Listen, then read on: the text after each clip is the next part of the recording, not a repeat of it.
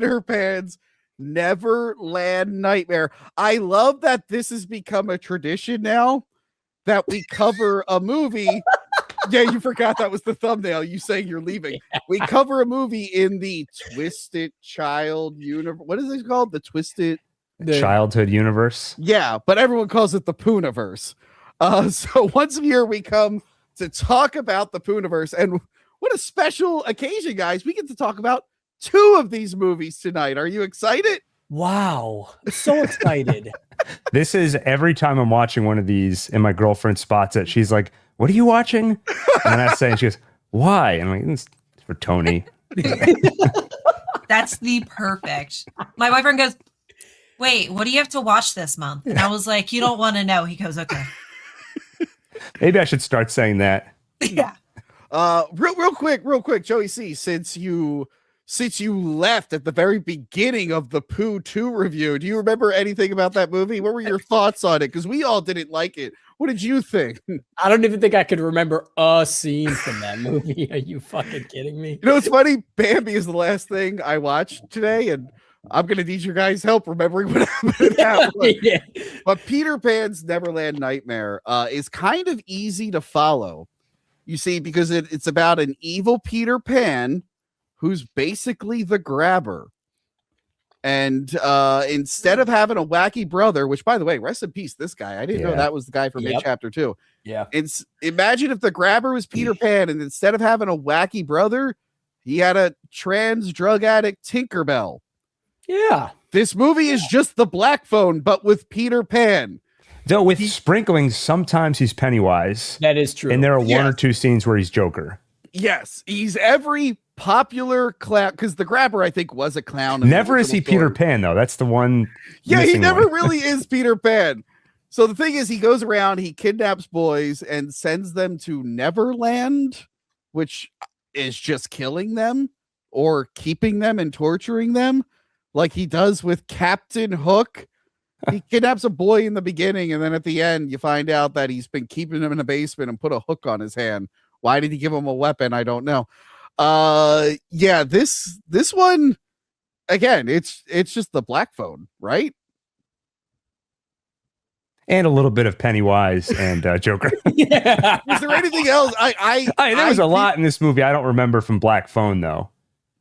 I mean, just the general thing where he has a van, he throws people in it, he brings them back, he doesn't let them leave his house. You think he put him in a basement. And then the mom tries to save whatever the kid's name was. Adam showed up for a second. It disappeared. Joey, he saw what we were talking about. He's like, I'm good. I'm out of here. Joey, what did you think of Peter Pan? Well, the first 10 minutes, Gil, like you said, he's Pennywise creeping out of the floor vent. Oh my God. You're right. He's in the little thing. Yeah. Oh my God. He's even doing the voice. He's like, "Hey, come down here. Like, we all float." And I was like, what is Tony making me watch this month? It's always a fucking trip, man. As far as the story goes, I think it's just, I'm not even going to pay attention to the story. The kills, unbelievable. Spoilers. Tinkerbell's death, I was like out of my seat. It's so gross. So, and then hang on a second. And then the kid has a love interest as a kid. And then Peter Pan brings that kid. And then Tinkerbell's face gets shoved in to itself. I will never watch this movie again. Oh no, why? Why was it made? What do you mean? Because we're building up to the big Avengers style crossover. How are these all going to fit together? The movies have nothing to do with each other, and they're so like. How does Bambi fit into the? And what are you bringing? Where like the fun of an Avengers thing is that the characters are all a little different from each other, but here it's like evil killer. They all just look a little different. They're shaped differently. Well, the bad guy, Captain Hook, ends up redeeming himself at the end of the movie, which I quite enjoyed.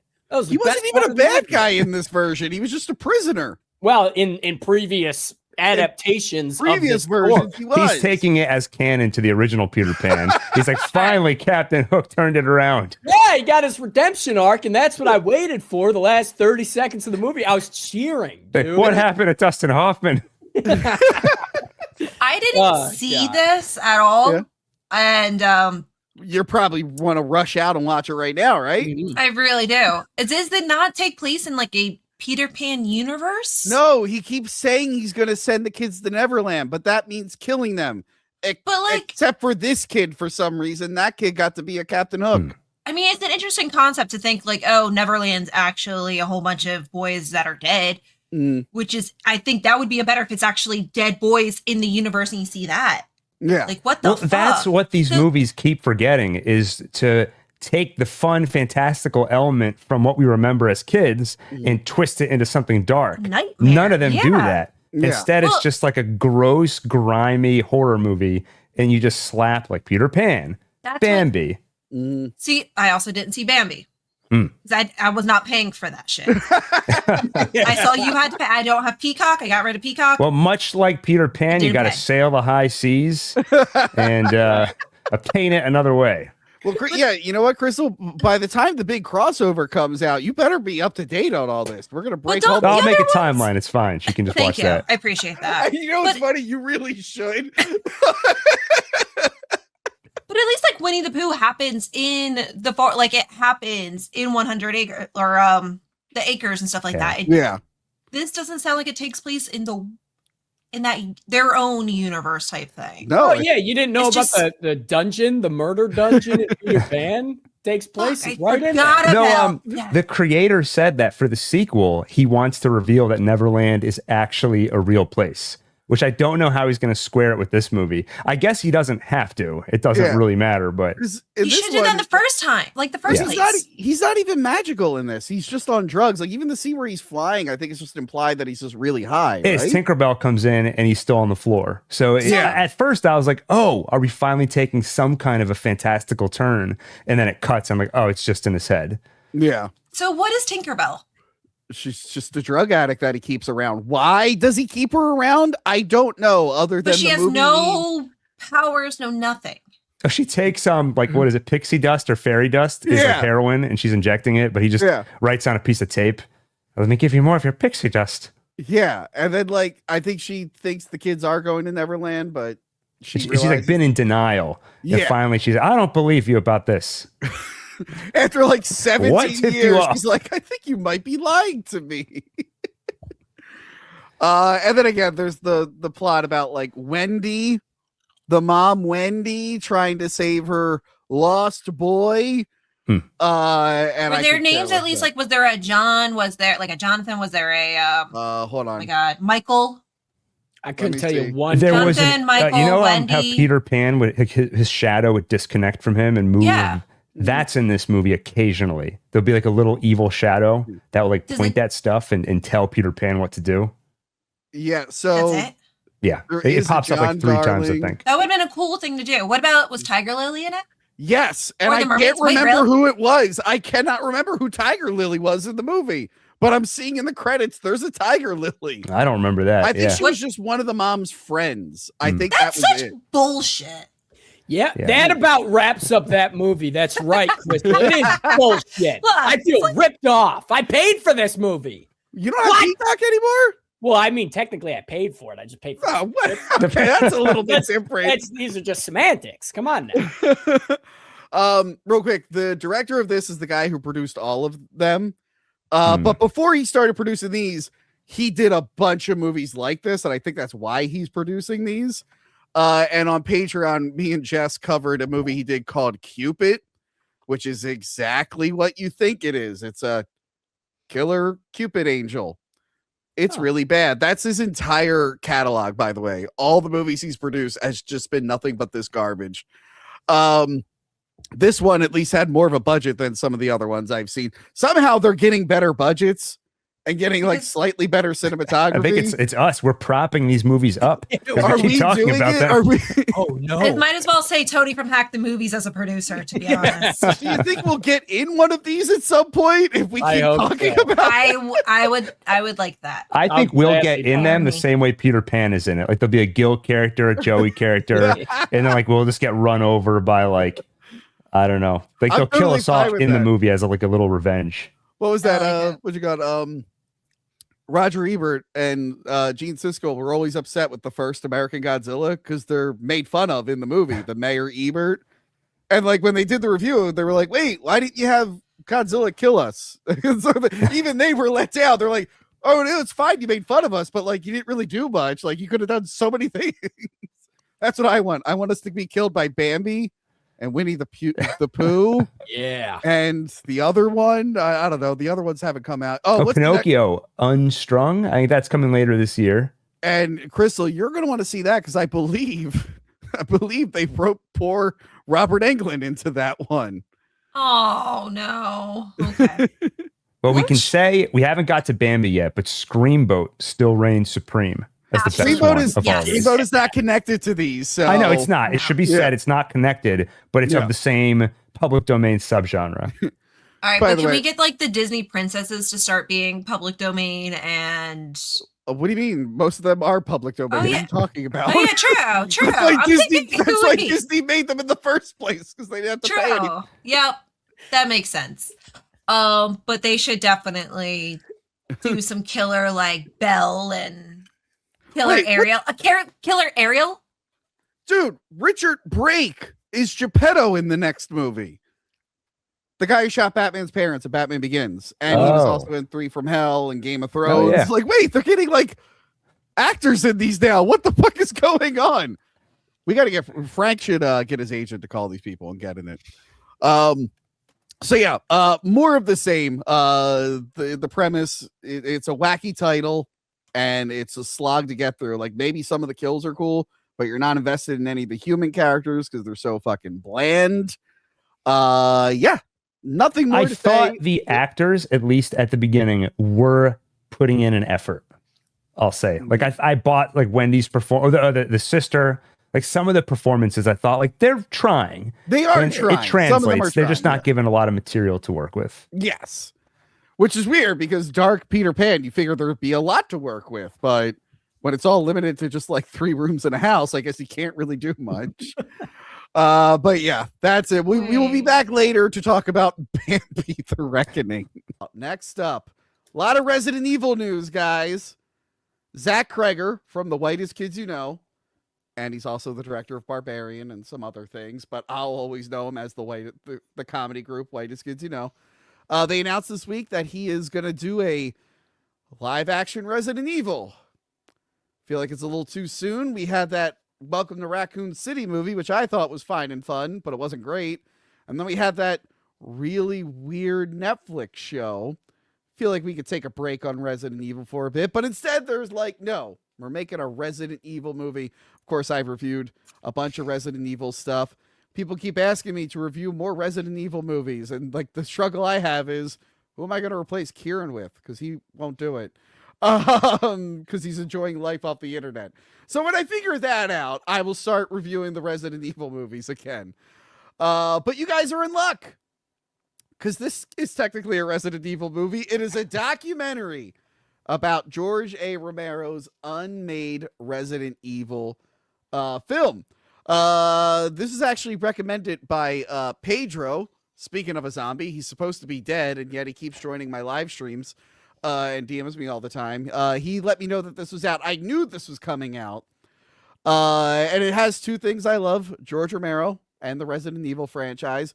I knew a lot about this.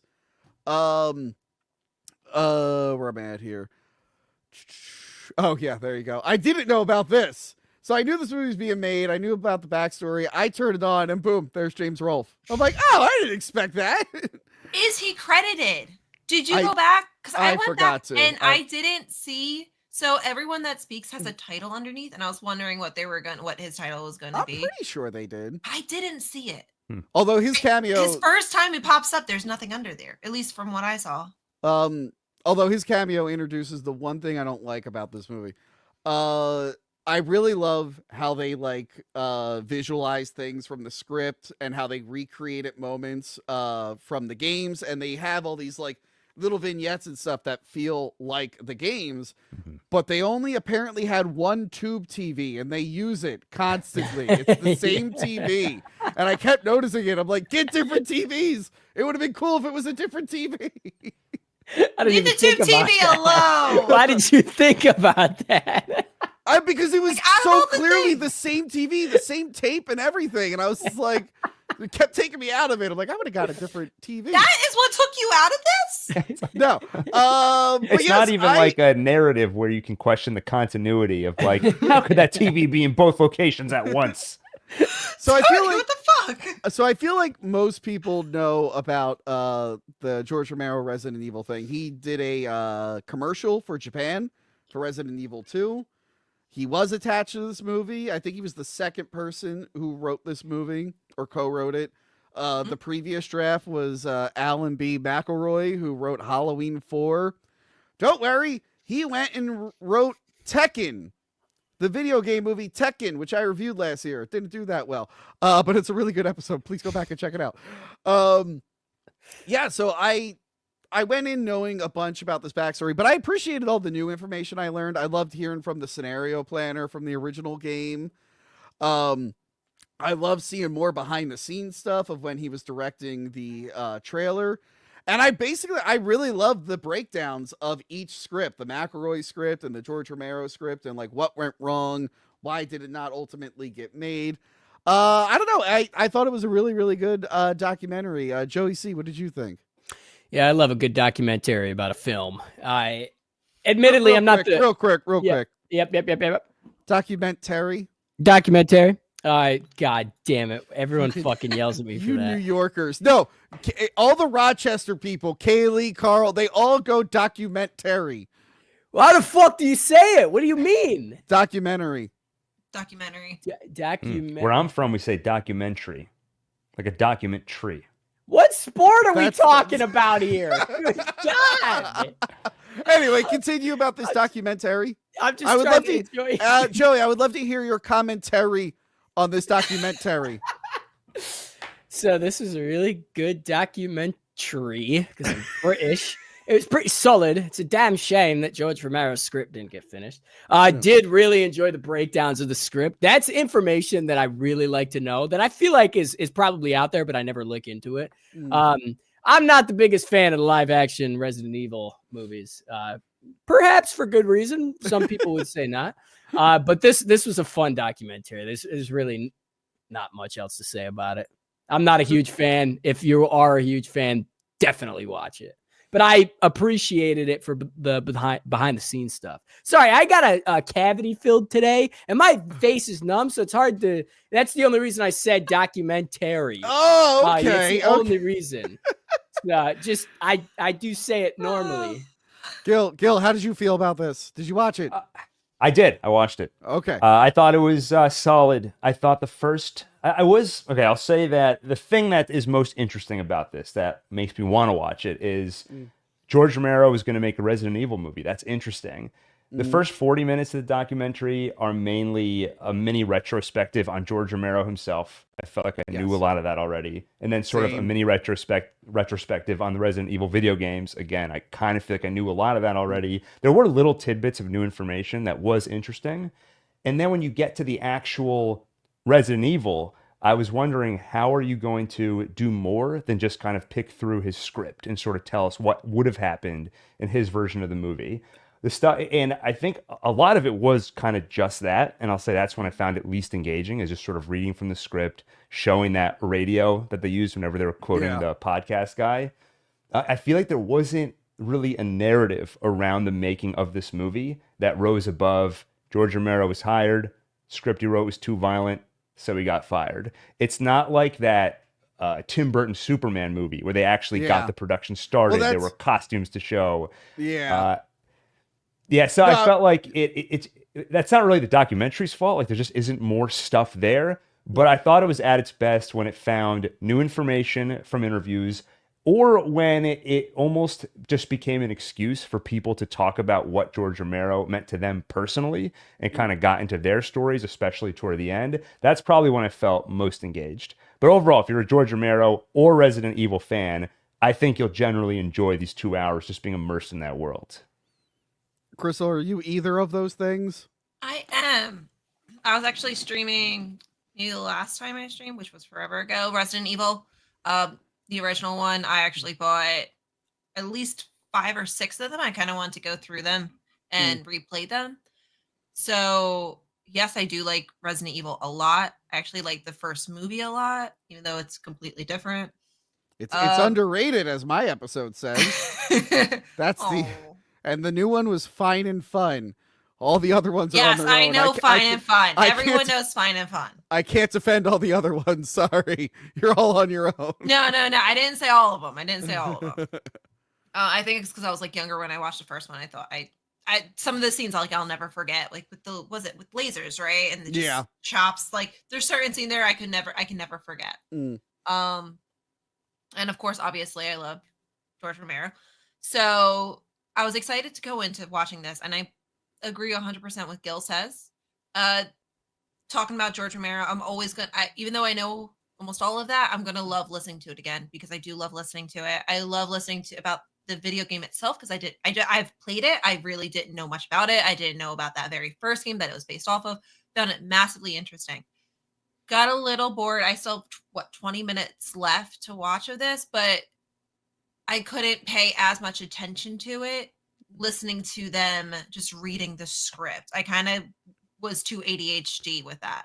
I would have liked if they did more stuff like this, what we're looking at here, where they recreated moments from the script. Yes, that was great. Looking at the images of them basically redoing the actual video game, the way it looked like it was played just in real life, I thought that was awesome. I love seeing those characters come to life as a movie, which is really, really cool. So different than what they actually did. And it was so interesting hearing, because they didn't want to take the same characters and plot that everyone already knew and also make it so violent. Yeah. I wish they did make that George Romero version. I think that would be really awesome, but it's really cool listening about the differences and what they could have done. Yeah. And they could have toned down the violence a little bit and released it unrated afterwards. Well, they also said that they would tone it down for America and a few other countries. And then what was it? 2 other countries, I think Japan and another one. They said they would keep the extra violence in. It's funny because, they mentioned that the 90s were a little bit neutered gore-wise and the early 2000s. But then after Resident Evil, we got, the Saw movies and Dawn of the Dead. And, violence and ultra gore came back. It's a shame they didn't go with him.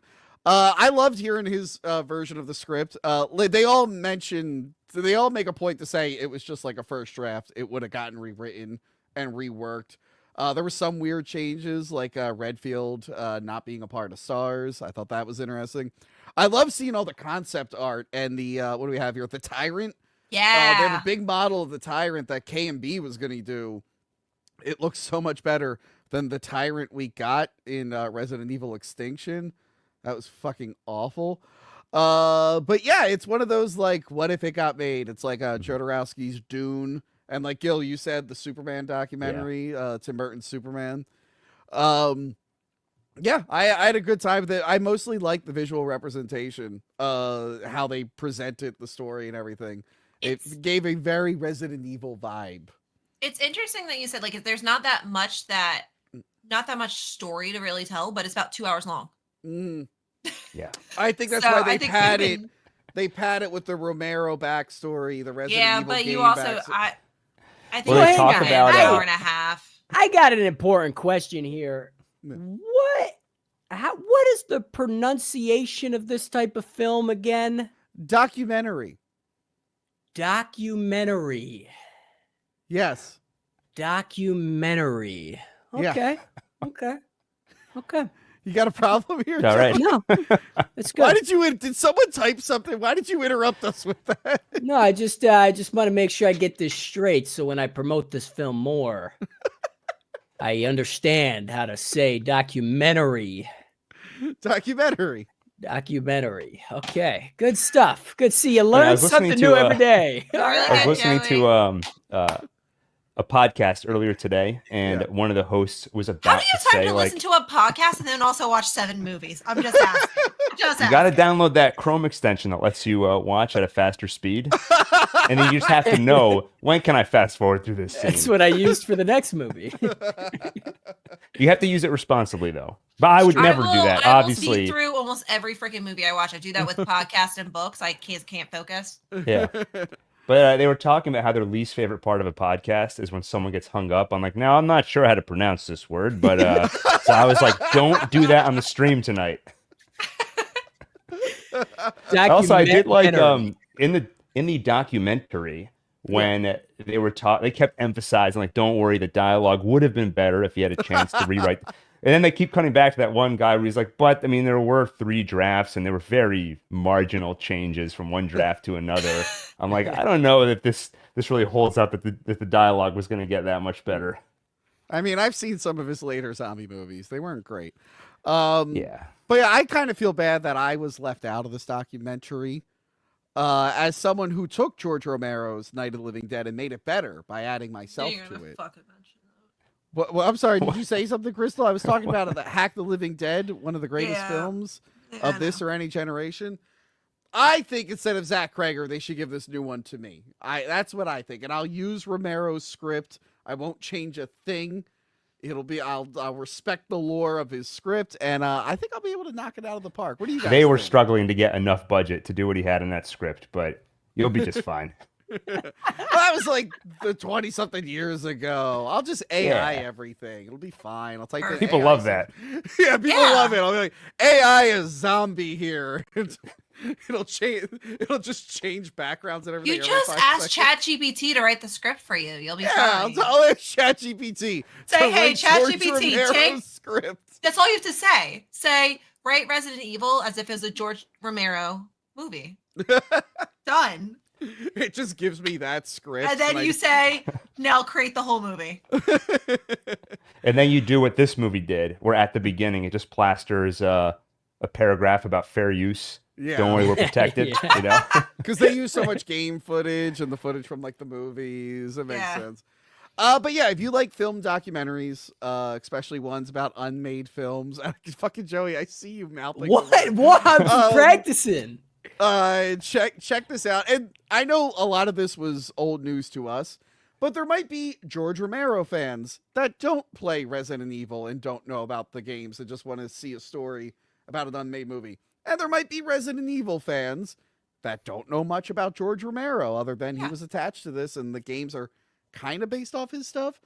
So yeah, I feel like this is good for a newbie that fits in either one of those categories. But yeah, definitely check it out. You're able to rent it on Prime, and I'm sure other sites as well. Last known location. Now, this is a local indie film. I know some of the people in these. I mean, not well. We're not friends. But one of the stars and writer, Amy Teresa, I used to do the night of short films at the old Trocadero in Philadelphia. I'd always play my short films there. So I've seen this lady a bunch, either in person or on the screen there. Yeah, so I recognize some people here, but this is recommended to me by our boy Frank, who I gave the link to be here tonight to talk about it, and he clearly did not receive it. But me and him did review Creature Commandos last week. He told me, hey, would you consider reviewing this? And normally I'd be like, but he told me this somehow like made it to number 6 most watched movies in the US on Amazon Prime. I'm like, all right, that's kind of a big deal. A local Philly movie making it that big on Amazon Prime. I'm like, all right, I'll check it out. So I got 5 minutes into the movie, and I think I figured out why Frank wanted me to review this. Probably because he's in the background there. And then I got further in the movie, and son of a bitch was there again. It was there again. But this tells the story of a bunch of girls who are being kidnapped by a man who's like abusing them and keeping them locked up in the basement. They're trying to figure out who he is, and they're trying to figure out a way to escape. And there's also 2 detectives on the case. One of them has the most Philly Delco accent I've ever heard in my she entire life. does. I kept laughing. I mean, she did a great job, but I'm like, it was just so thick compared to all the other actors in the movie. Yeah, so we get to learn about each character. We see the one before she gets kidnapped, and we see like kind of the process the guy goes through. There's plenty of twists and turns. I don't want to spoil it too much because I actually enjoyed this one. Joey C, what did you think? Yeah, it was a really hard watch due to the sensitive themes in the movie, but I did think that it was really solid and quite honestly, an understated thriller movie. I felt like the whole thing was filled with like dread, almost like a black cloud following you around. And the production, I feel really valued like the cinematography. Yeah. In the movie. But I think what like really stood out to me the most was how like well developed the three characters are. I feel like in these fucking movies that never happens. Like you get like a sentence or two to explain their backstory and that's it. Because they could have easily like reduced them to like one dimensional or like stereotypical victims, if you will. But I don't know. This movie did a fucking phenomenal job with like convincing me that they were real, relatable people. And it's a hard watch. It's a really hard watch. A lot of sensitive stuff in this movie. Gil, did you get more than 5 minutes into this one? I did. I watched the entire thing. Okay. And I was surprised you didn't mention there's a character named Tony in this, one of the patrons at the bar. At one point in the movie, they say, "Here you go, Tony." And then later they say, "There you go, Tony." So that could be another reason they wanted you to watch. There's a lot of Tonys in movies, okay? We're not all the same, all right? Well, I agree with Joey. I think the best part of this movie is when you're in the basement with the girls that have been kidnapped. Because what this movie does essentially is strip away the movie sheen that these stories usually have. It's not a thriller about trying to escape for the most part. It's not a police procedural. It is a lot of just, this is the awfulness that it would be to be in this situation, which, like Joey said, is a challenging watch. It's challenging for a couple of reasons. One, obviously, the subject matter. If you're successful, it's going to be an uncomfortable couple of hours. But it's also, how do you make that engaging if you're just going to be in the room with them? And the way it does it, in part, is by using flashbacks. It's by sometimes following other characters before they end up in that situation. And then at a certain point, it does start to introduce the sort of police procedural elements. I would say some of that stuff didn't work as much for me, but when the movie was being difficult to watch and being more unique, that's when I thought it was at its best. So overall, I thought it was solid, especially when it was doing things I hadn't seen before as much. And Crystal, you said you know this lady, right? I do. Back in high school, I used to work at the Ritz Theater. It's a regional theater. She used to work there. I think she still might work there. She was also an actress. Sweet as the Suey. That's Susan Dewey. She is absolutely the sweet. Even though in this movie she's a little bit of a older cranky bitch, nicest woman ever. She is such a sweetheart. I freaked out as soon as I saw her and I was like, no fucking way. Very excited to see her. She did a phenomenal job too. So happy to see her have a great role, for what she did. So very happy about that.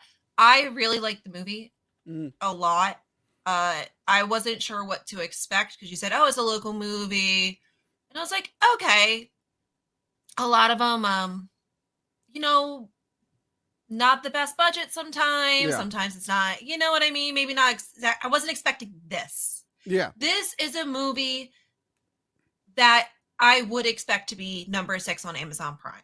The way it was shot, it was nicely shot. The colors, the darkness, the writing, the acting, everything aspect of it screamed big movie.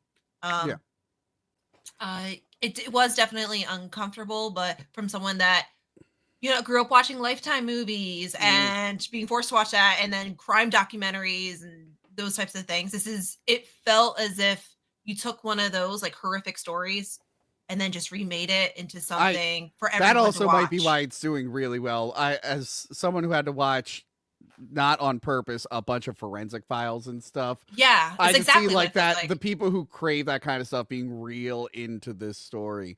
I guess, yeah, you're right. I agree with everything everyone's saying. It looks great. I wish there was a little bit more of a budget to make the basement a little bit more intense, because I was looking at it, I'm like, I feel like I could get out of that. I could figure out a way out of that.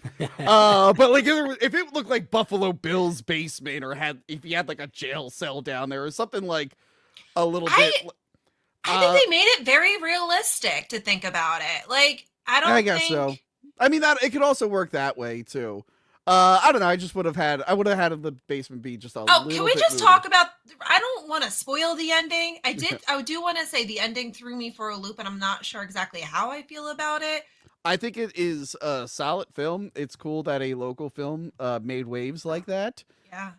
And look, guys, you get 2 francs. You get 2 francs for the price of one. Look all like all businessy in the first one. Yeah. And it's available on Prime Video and apparently everywhere else. You can just get it everywhere. Watch the movie, leave a review saying Frank rules.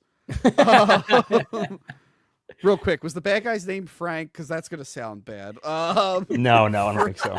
No. Frank Volpe rules. Just make all the comments about Frank Volpe's cameo. Is it weird? Do you think the bad guy actually looked like Frank a tiny bit?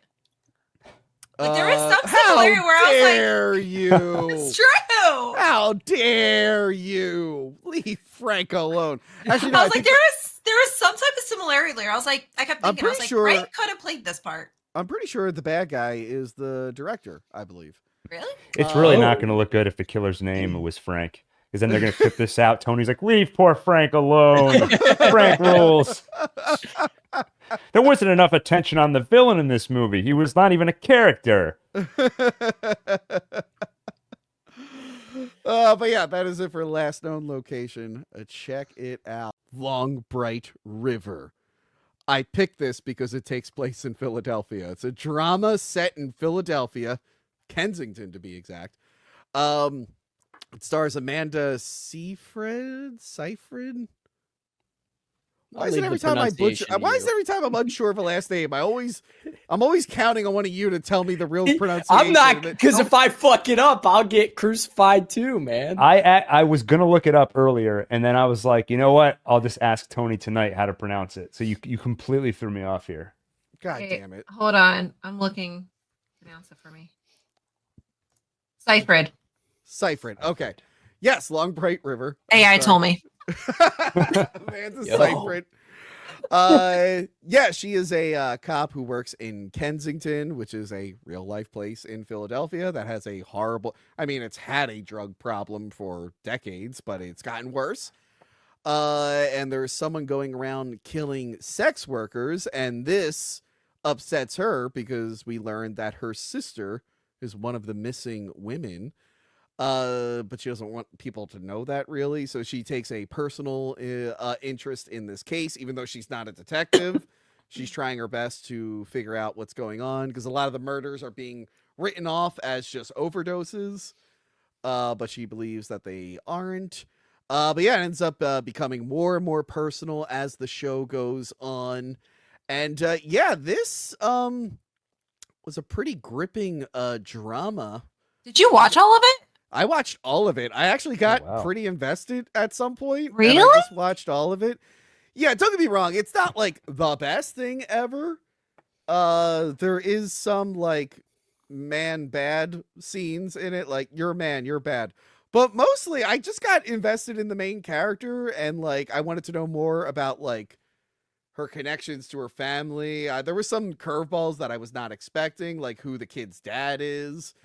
Yeah, and for the first time in a long time, I watched a whodunit, and I wasn't able to predict who the killer was, like, right away. I had like an idea at like some point, but like a lot of times when I watch like a Scream movie or something, I'm like, it's that guy or it's that lady. It's so obvious. But this one, I kind of just kept going because I'm like, I just want to see who the killer is. But yes, they did not film in Philly at all. They filmed in New York, but Look, I don't spend a lot of time. It does look like more of a New York vibe than it does Philly vibe. It does, but there are like certain areas where they made it look like Philly enough. There were some buildings that do look like Philly. Like there's that one part. It looked like a city. It was a city. Yes, conveniently, places in New York look like Philly because they're so because close. it's a city. Also, she's from Allentown. I didn't know she was from like Allentown. It is weird. She doesn't have a thick Philly accent, which is fine. Not everyone does. I don't. Although I say weird things like Saul and sliding board, which I learned is not a thing people say. Sliding board. Skateboard?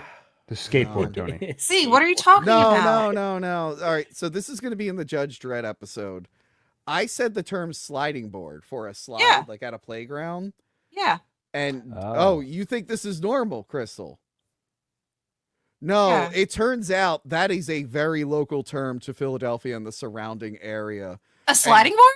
Yeah, Dick and Vito ripped me apart for saying sliding board, and I was going through shock. I'm like, have I been saying it wrong my whole life? But and it's I Googled it, and it's literally just Philadelphia and surrounding area. We're the only ones who say it. What? But it was weird that she didn't really have the thick Philly accent. It's really a sliding board. Like, I don't understand. It's not a sliding board. But it is. A sliding board. But what is it? A sliding board is something you lay on to go under a car. It's just a slide. It's just slide. Gil, we're a bunch of New Yorkers in a Philly sandwich right now. It's getting scary over here. Okay. It's a sliding board. No, we're wrong. Slide down the board. Wrong. We are wrong. No, it's not. We're special. Point I'm trying to make is she's from Allentown. Tony, this was supposed to be hokies. I was looking for a controversy-free stream. Sorry. Listen. It's not good. The point I've been trying to make, Crystal is going through the same shock that I did when I found out I was wrong. She is from Allentown, doesn't have a Philly accent. The girl playing her sister, who's Australian, has like the most authentic Philly Delco accent I've ever heard. And I've actually heard people say that people from Philadelphia sound Australian to people who aren't from around here. I don't think we sound Australian, but apparently the accent sounds similar to other people. So the fact that an Australian pulled it off is pretty funny. But yeah, I got invested in it. Joey, did you watch any of this? I did. I am almost done with it. I'm very invested, like you said. Side note on the accent thing. For years, my friends have always roasted me for having like a Philly Delco accent, and I grew up in fucking New York, but I pinned it down while watching this. It's because you were Australian this whole time. It's because I fucking grew up on like Philly skate videos as a kid, and I was just indoctrinated. This movie really made me a bit sad because I spent a lot of time in the city, New York City, of course, the superior city, as a child skating through these very poor and drug infested neighborhoods. And I remember like how scared I was as a kid, like just hanging around these fucking people. And it brought up a lot of weird feelings that I forgot about. And I got that same feeling while seeing the very uncomfortable shots of all the terrible areas in this show. But I would not have normally watched this show if you didn't tell me. And I'm kind of glad you put it on the list because I'm really fucking enjoying it. Well, honestly. I saw Philadelphia, I'm really invested. I'm like, Philly, I got to check it out. I do know some cops. Apparently, they're not thrilled with the show because it's not the most accurate. I'm like, of course it's not gonna. It's a show. They must love Daredevil. Yeah. No, I think they're more like about like the procedural part of it, like the realistic stuff. Gil, what did you think of Long Bright River? I watched the first episode. I thought it was solid. If you're looking for a crime, drama, thriller, whodunit kind of series, Amanda Seyfried did a great job in the role. Likable character, compelling. I feel like they do a really good job of making these parts of the city look very intimidating. And for her to walk into them kind of with more confidence and empathy than any of the other characters, I think it really works. Also, I like that her partner, who kind of comes across like a jackass sometimes, but you see shades of him trying and her sometimes giving him a little leeway, though from your mini review at the beginning, it sounds like maybe that goes the other way as the season goes on.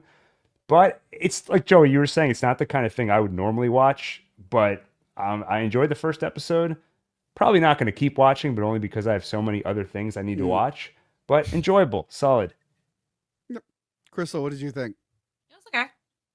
Like, Yeah, That's pretty that was much a it. quicker way to say that. It I was, should have said that. it was okay. Are you I probably invested? Or are you going to also continue watching? no. It Okay. was. I only watched it because you said, "Hey, watch it. It's supposed to be based in Philly," and I was trying to listen to see if there was Philly accents, and then I realized I can't hear a Philly accent. Like it's just unless it's like over dramatic, it's just normal to me. It's what I just. If you guys want to hear a Philly accent on the show, watch any episode with either Prison Mike or Lauren Soda. Those are the most Philly accent on the show. Johanna has it a little bit. Yours is a little too Jersey. Frank has the Philly accent, but it gets a little too Guido. No, Lauren Soda, Prison Mike. That is the authentic, thick Philly accent. Yeah. And there's only a few characters in the show that sound like that. Yeah. Well, this show just reminded me of like an SVU mixed with Lifetime. Like it's definitely targeted because it was very heavy on like that she's the only like female. Look, I only saw the first episode, so yeah, her being the only female, the only one that's caring, and I was like, okay, this feels very predictable. It feels very Lifetime-y SVU. Just I kind of get it. Just not in the mood for that. I feel like you have to be in the mood to watch that. I'm surprised you guys did you guys get hooked on the first episode or after? Probably took the second episode, probably. I think what it was I kept forgetting about Electric State. And I wasn't able to see Novocaine because I was sick. So I think like as I was like getting over the sickness, I just kept throwing episodes on in between edits. And then the one night I was like, screw it, let me just binge all of it. Yeah, it works. I think it could have been whittled down into just like a movie. I don't think it needed to be like a 8-episode mini series. But yeah, I think it's good. I enjoy it. I'd say check it out. It's definitely a white lady show. Yes, it is. Yeah, for sure. That's Definitely 1,000%. is. If my sister wasn't married to a cop and just assumed all cop shows are negative, she would love this. I keep telling her to check it out. But yeah, enough about cops and drama and crime. We got other things to talk about, all right? Like Daredevil, Born Again, baby. Queen of the Ring. Gil, were you able to see this one? No, I tried, but I couldn't. I didn't realize how limited it was going to be. All right, so on Instagram, this is a movie I was always going to check out. I wasn't sure if I was going to put it on the wrap up, but on Instagram, I asked people like, what's coming out this month? And I forgot we have like a big wrestling audience, and a bunch of them were like, Queen of the Ring, Queen of the Ring, Queen of the Ring. It's a wrestling biopic. And I'm like, oh, okay. So I put it on. I saw it the week it came out. I'm like, oh yeah, great. Everyone's going to have a chance to see it. And then it was like gone pretty quick. And I was like, oh shit, maybe I shouldn't have put that on the list. My bad. But Joe, you saw it, right? Yep, it was great, man. Yes, it tells the true story of Mildred Burke, and like the birth of like women's wrestling in America, the sports entertainment version of wrestling. But they talk about it's very educational. Obviously, they've changed some things. I didn't look up the actual story, but I could just, it's one of those things where you watch enough biopics where you're like, that's changed. I bet you it didn't happen like that. I know she worked with black wrestlers in real life, but I doubt that they were best friends right off the bat like they were in the movie, because this is like in the 50s. I'm like, I don't know if they were best friends day one. So yeah, there's some modern revisionist stuff in here, but yeah, I actually really like the main actress, Emily Bett Rickards, I think her name is. I mean, that is her name. I just don't know if I'm pronouncing it right. She was on Arrow. She was one of the main characters on Arrow. Oh. And then she like left the last season and then came back for the finale. It's like, you could have just do one more season. What the hell? But I always liked her. And then she like just disappeared for a few years. And now she's back in movies again. There was one that went to Tubi with Stephen Amell in a terrible wig called Calamity Jane. And I saw the trailer. I'm like, I might skip that one. Even his expression is like, what the hell am I doing here? Yeah, that one looked bad. But this movie was totally solid. I like the story of her trying to become like the first like big woman's wrestler. She meets other wrestling legends. What's it called? Her trainer. God, what's his name? Oh God, why don't I have his name? Why is he not showing up on IMDb? He's like the main character of the movie. Does this movie even exist? Yes, Josh Lucas is Billy Wolf. He takes her under his wing, and of course he sleeps with her and then marries her. There's a lot of like romance and drama and stuff there. She's married to him, but she's in love with his son. It's very, very all over the place. Yeah, she ends up becoming friends with other wrestlers. Deborah Ann Wall from Daredevil is one of them. She plays Gladys Gillum. And then who played? Glad she's in something. She's not going to be in Daredevil. And Francesca Eastwood plays Mae Young, who is probably the most famous female wrestler of all time. Easily. And it definitely does the biopic thing, being like, what was your name? Mae Young? And they really like linger on it because they know that is one the audience will recognize. It's like when you're shooting a prequel to a movie and you're yeah, exactly. I'm glad you mentioned that, Gil, because she meets this wrestler named George. And she goes, you know what, George, you're gorgeous. And he ends up being professional wrestler, Gorgeous George. Chewbacca, I'm calling you Chewie from this point forth. But no, I actually think it was a solid little biopic. It gets cheesy here and there. It's definitely low budget, but it looks like a movie. Joey C., what did you think? Yeah, I think it's a really fucking cool, like, period wrestling piece. And obviously, as a big wrestling fan, it's hard to fuck up a wrestling movie for me.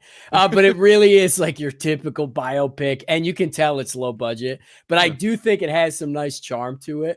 But by God, there are some corny and like formulaic motivational speeches in there that I was cringing at. Yeah, there was one. So there was one moment where like, so Billy Wolf, he like beats her throughout the film several times. He like gets drunk and beats her, and her face is all messed up and stuff. She's like, you gotta like quit wrestling, you gotta like divorce him or sue him or something. She's like, no, I have to appear strong for all the little girls who look up to me. I'm like, I get that now, but like in the 50s, these little girls probably like watching you in the moment, and then they probably forget about you afterwards.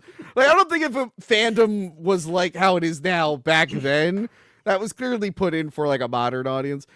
I actually thought it was interesting that they were at the end. They're like, yeah, Billy Wolf, he was a bit of a piece of shit, but he did get women's wrestling started. I'm like, wow, a movie actually acknowledged that you could be problematic and still actually like have done something to help something. Yeah, I was really shocked to see that ending. But I do feel like if you're a wrestling fan, you'll notice that like the choreography of the wrestling is like pretty fucking weak. But I think for like the casual viewer, if they even see this, I do think it's good enough. I think the biggest problem that I had with this movie is not even the over like dramatized moments, but it's the fact that it was, I think, way too long. I feel like this could have been wrapped up in 90 minutes. I did not expect it to be that long. Dude, and the other thing is they didn't even fucking make the actors look any older as time went on. That really pissed me off. It really did confuse me. Okay, Gil, hold on. Let me go back right here. Okay. Also, I love how backhanded this review is. Like, Tony, your whole opening spiel where you gave your thoughts ended with, it looks like a movie. No, was that supposed to be like a positive? Yes. Because if you saw that trailer for that Calamity Jane movie, it doesn't look like a movie. Okay, that's fair. But real quick, Gil, this guy on the right here, that is her son, teenage son. Okay. You get to see him as a baby, and she looks exactly the same. Yeah. Okay. So, like, in 18 years, she may be aged a day. Like, they barely age her up at all. So bad. It's so fucking bad. It's got a decent cast in there, though. You got Martin Coe from The Karate Kid. He has a part in it. Walton Goggins is in it. He's like a big wrestling promoter. You have some real life wrestlers. Britt Baker and Mickey James have roles, and then Tony Storm plays a pretty prominent character in the film. And Jim Cornette is in it. Yeah, he is. Yeah. Joey C, do you think, Gil, I know you don't know who Jim Cornette is. Do you think, because there's a lot of leftist actresses in this, do you think they tried their best to hide every negative comment Jim Cornette has said and gotten canceled for the last 5 years? 1000%. Absolutely.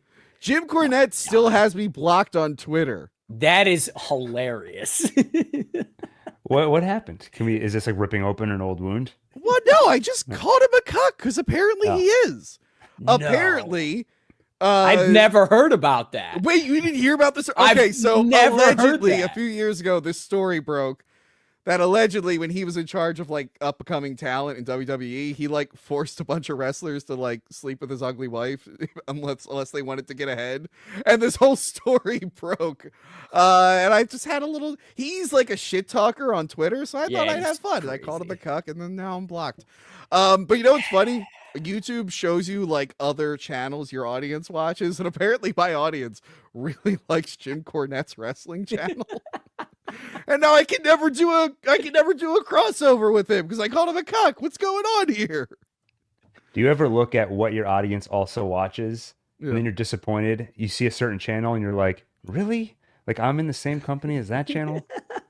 Like you click on it. Oh, here, an example. I won't name a channel, but you click on one and it's all AI voiceover and like clearly AI generated videos. And I'm like, so on a day-to-day basis, you're like, I'm either going to watch Gil or I'm going to watch this. And the choices are like equal, you know? Do you want me to say mine? I'll just say mine here. Let's see. The top ones for the last 28 days. Movie Dumpster. Okay, that makes sense. That makes sense. That's good. Cinema Snob. Double Toasted, which people have mentioned to me before. I think I got accused of ripping them off once just because I did a similar topical video. Joe Blow Horror Originals. Good bad flick. So I like that like 3 of my friends are on the top ones here. And then Jason Brandt, Cody Leach, Planet CHH, which I think I was on. Brandon Tenold, Hats Off Entertainment. All these way bigger. Oh, wow. Adam Does Movies. He's on page 3. I can't believe I don't crack the top 10. Same. Oh, that is weird. Guys, why are you not watching Gil's channel? Why am I coming on these streams? Yeah, what is he getting out of it?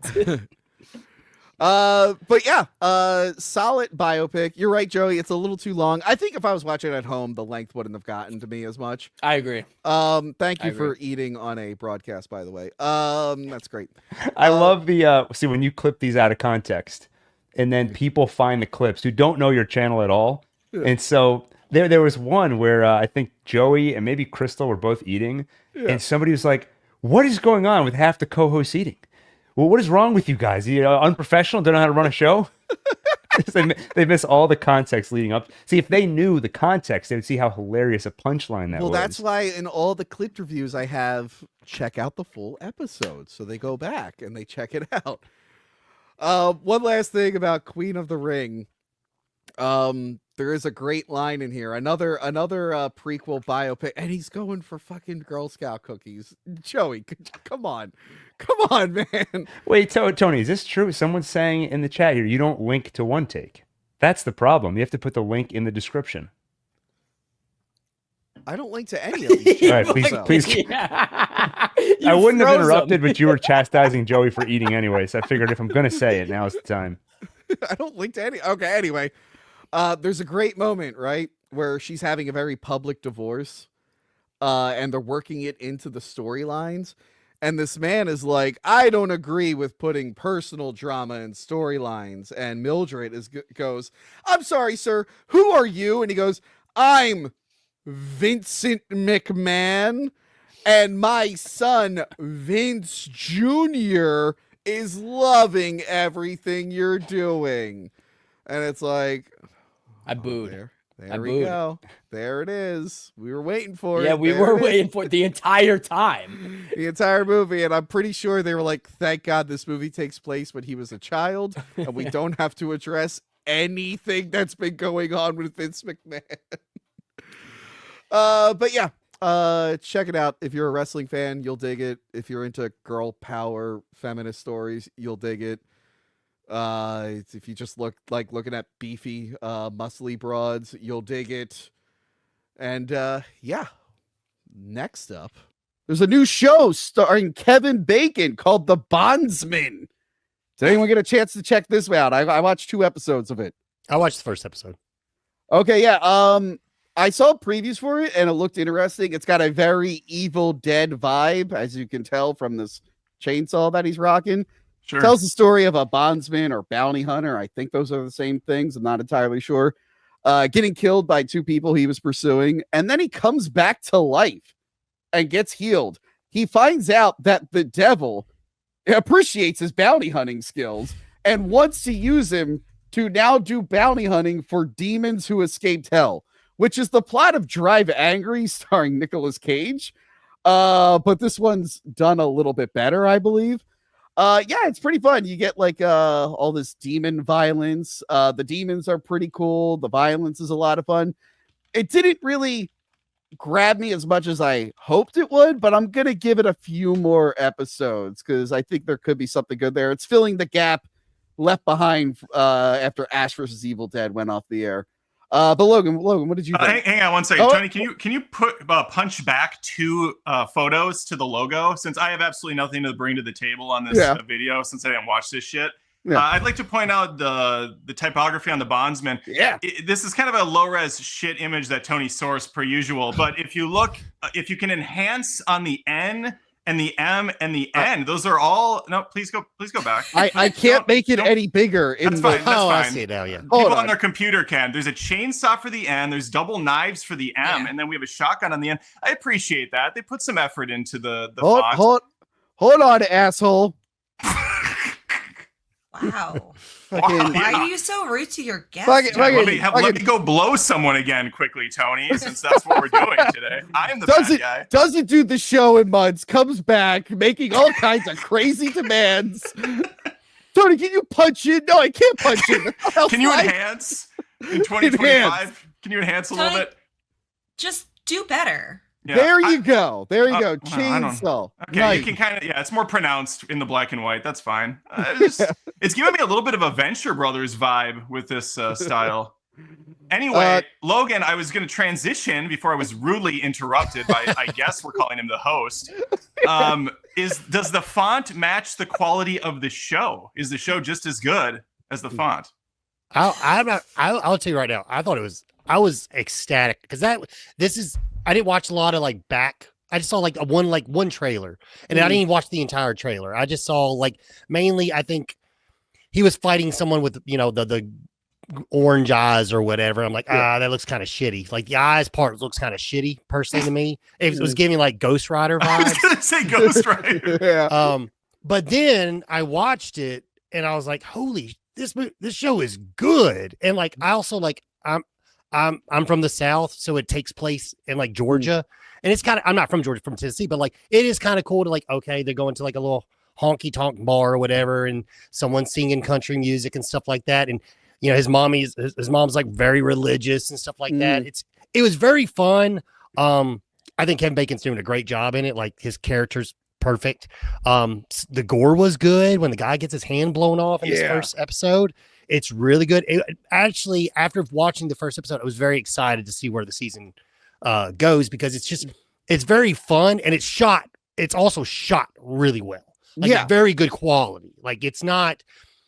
It just feels like a lot better than shit that Netflix is cranking out and stuff like that. As far as a direct streaming show, very good quality. I feel like Amazon does a little bit better job with their shows. Yeah, I agree. Oh yeah. Did you guys watch Did you watch G20? I did not watch G20. I watched your review of G20 and I had a fun time watching it. Crystal, what did you think of The Bondsman? I was really excited. I didn't see any trailers. Just every single thing you tell me to watch, I just watch it without knowing what it is. I was like, I have no idea what this is. This looks dumb or it sounds dumb. And then I looked at it and I was like, oh shit, Kevin Bacon. FYI, I've met Kevin Bacon, so that equals everyone else's 2 degrees to Kevin Bacon. We talked about that recently on. Oh wait, we can't talk about when we talked about it. We talked about it after the stream, so no one heard it, Tony. Okay. So yeah, you're welcome for making everyone else, second degree. Anyway, so I watched the first episode. Absolutely loved it. I was like, fuck yes, I love every aspect of this. It's fun. It's campy. It's gory, violent. Horror aspects are great, cheesy. And then I watched the second episode and I was like, okay, it's not as exciting. And then I watched the third episode and I was like, okay, I'm losing interest. It got really boring really fast. And I don't know if it gets better. I just stopped at the third episode and then forgot it existed. All right. Like I said, I'm going to try and see if I can get to the third episode. What was the one that we did with Bruce Campbell a while back? It's since been canceled. But that was one I was like lukewarm on for the first Notice. Oh.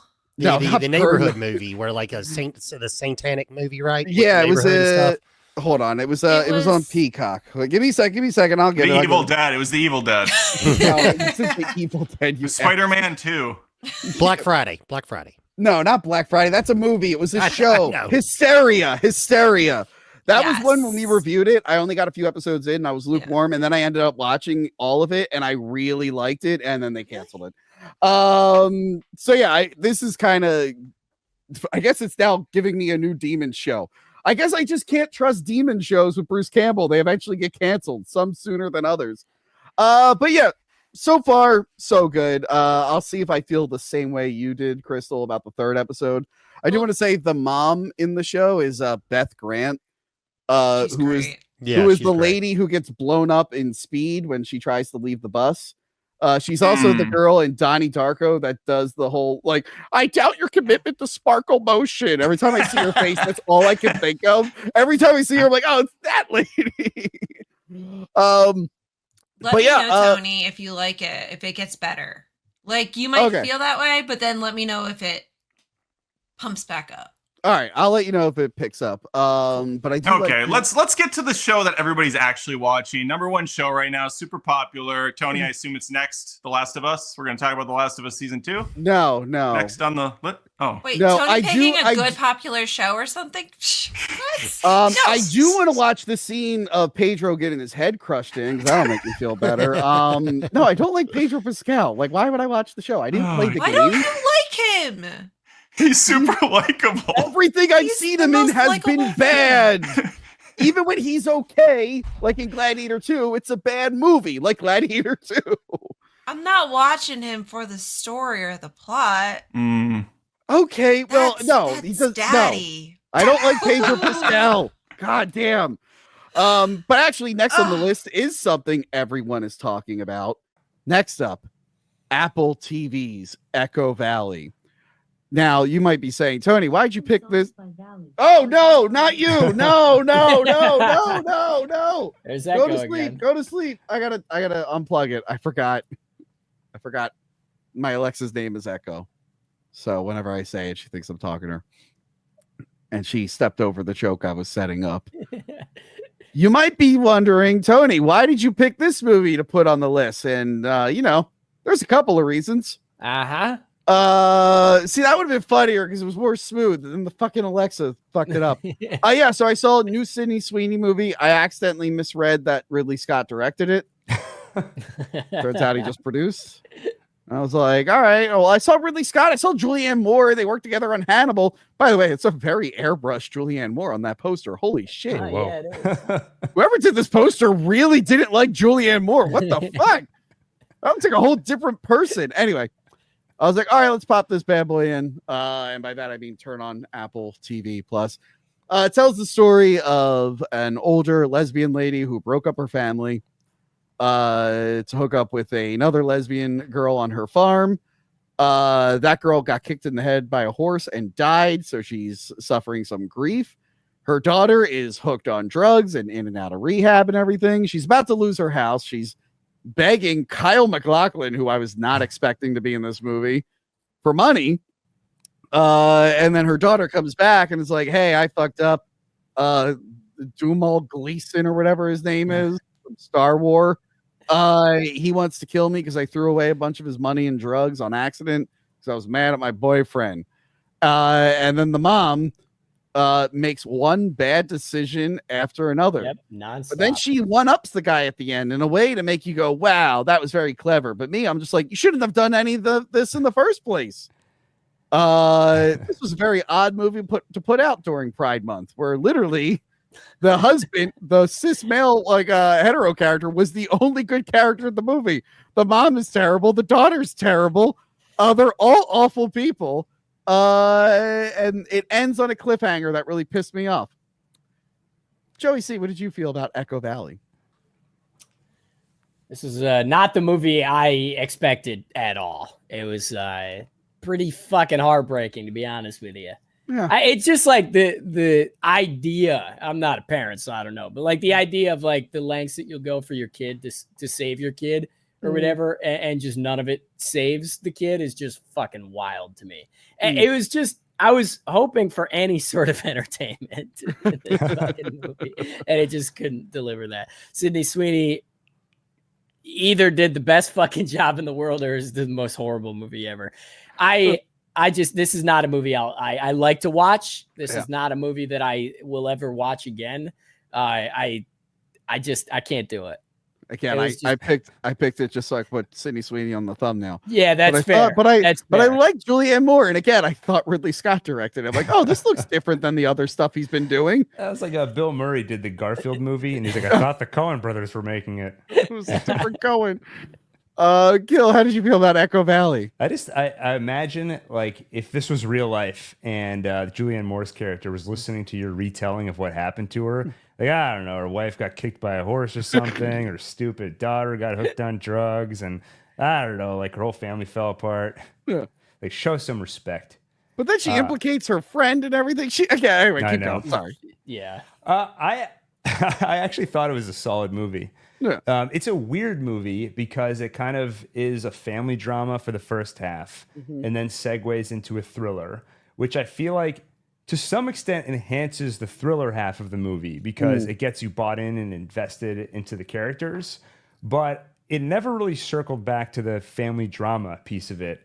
And also, like, the further entrenched you get in the thriller side of it, it just starts to feel totally disconnected. Like, I wanted to see where things went with the relationship between the mom and daughter, and it just felt Sydney disconnected. leaves the movie at some point. Yeah, and it was weird. And I also, to the point you guys were making earlier about kind of, bad decision over bad decision, it, sort of in theory, I see why it's happening, right? It's her daughter, and she's torn between, okay, I don't want to enable my daughter, but there's the alternative is she's going to hit rock bottom, and maybe that's what I'm supposed to do, but what if rock bottom means she's dead or in jail? I'm screaming at the screen, this is rock bottom! This is rock bottom! Yeah, so it was a weird movie. I feel like the performances were generally great. I thought Sydney Sweeney was a bit one note and kind of repetitive. It didn't necessarily feel unrealistic, but I think a little more nuance would have helped. Like, to better understand why Julianne Moore is making such poor decisions, if Sydney Sweeney was a little bit more manipulative, like emotionally manipulative and less repetitive, like, I need help.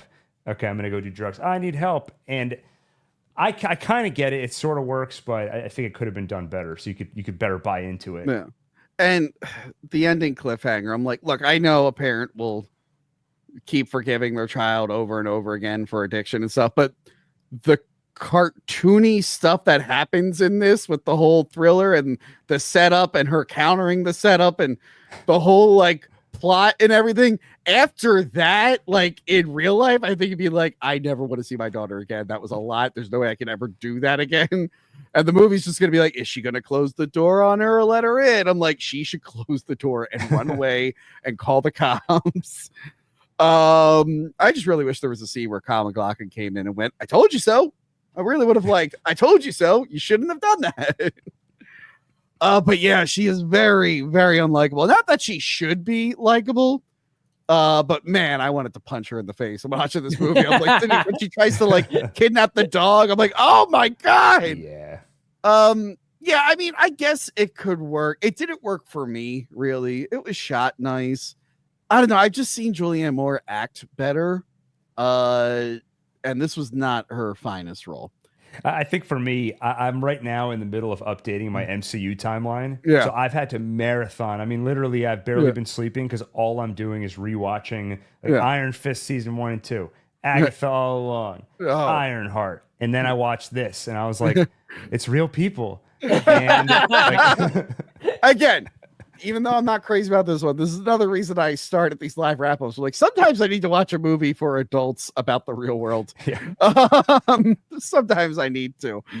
But yeah, and in case you guys are wondering, No, she doesn't get naked. Yes, she wears a bathing suit, but it's not very revealing. So, if you're in it for that, skip this one. And Gil has his disappointed face on. But if I was reviewing history saying it, he'd be all on board. Yeah, it's the classic look down, like I don't even hear what they're saying right now.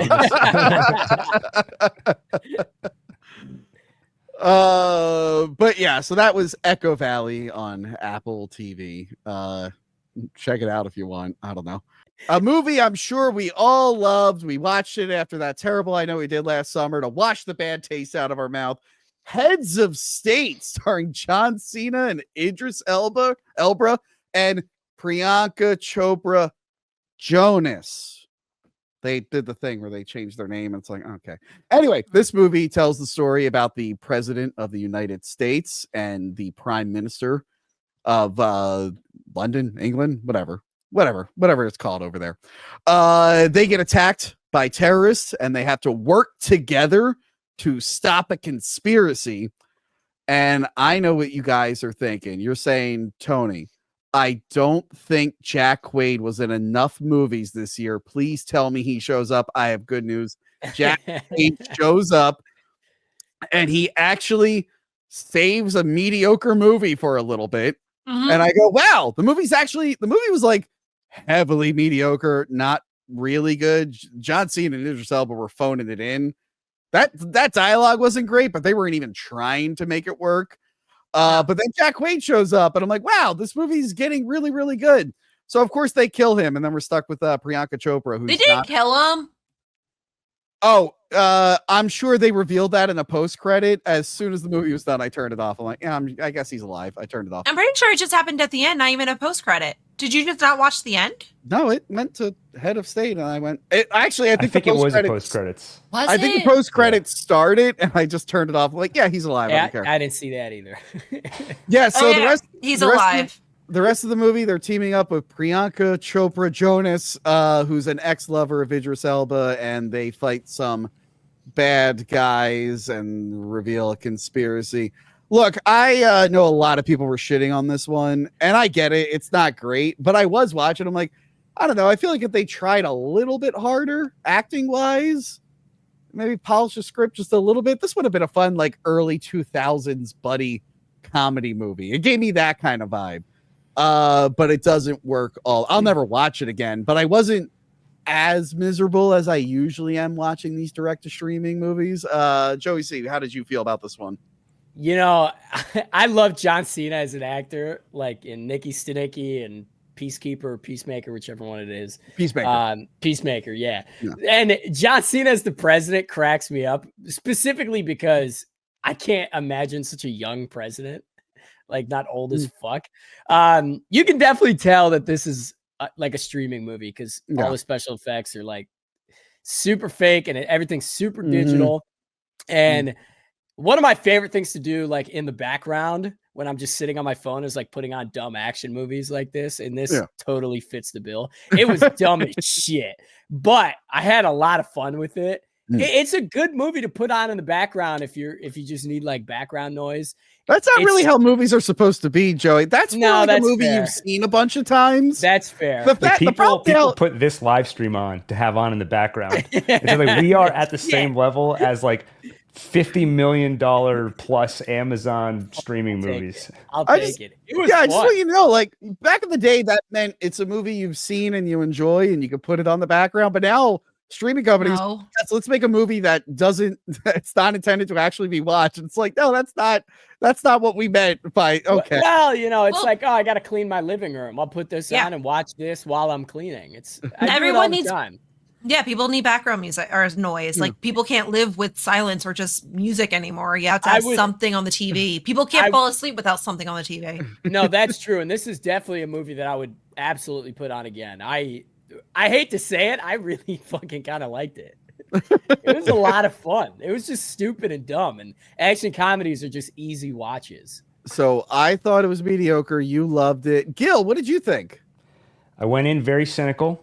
I felt like this is a studio exec at Amazon called downstairs and said, hey, people love buddy action comedies. They've watched all of them. Can you just fire up another one for us? And I think probably a lot of that's true. That is why this movie got made. But I do feel like layered on top of that, there are talented people involved in making this movie, like John Cena and Idris Elba. And it's the same director who did Nobody, I think. And I feel like that shows with some of the action. It's like some of this action is... I never saw Nobody, but the action was pretty... The Jack Quaid sequence was great. I loved it. The effects were a little cheesy here and there, but the whole idea of the scene was great. And I was a little worried about the action right at the beginning because Priyanka's character dodges a bullet. She just goes like that. Yeah. Just dodges a bullet. But I was like, it's competently shot. The story is really dumb. The characters just like bumble from one situation to another. They're very inactive. It's like they run to one character who tells them some important information, tells them where to go next, and then they die. Run to the next character, rinse and repeat.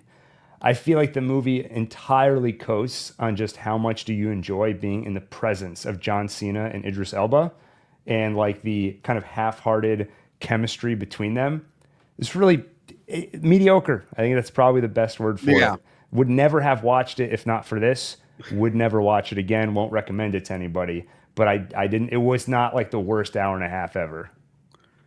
Yeah, we've definitely watched. What was the one last year, the Amazon Prime one? Space Cadet. Right. That one was way worse than this. Crystal, did you watch this one? Oh, you did because you mentioned the post-credit sequence. What did you think of this? It's literally pretty much what everyone said. I like watching John Cena as an actor because he tends to play a lot of the fun characters. He knows what he plays. He knows what his character is. I think he played it pretty well. Super cheesy. Did the movie suck? Yeah, it sucked, but it was fun to watch.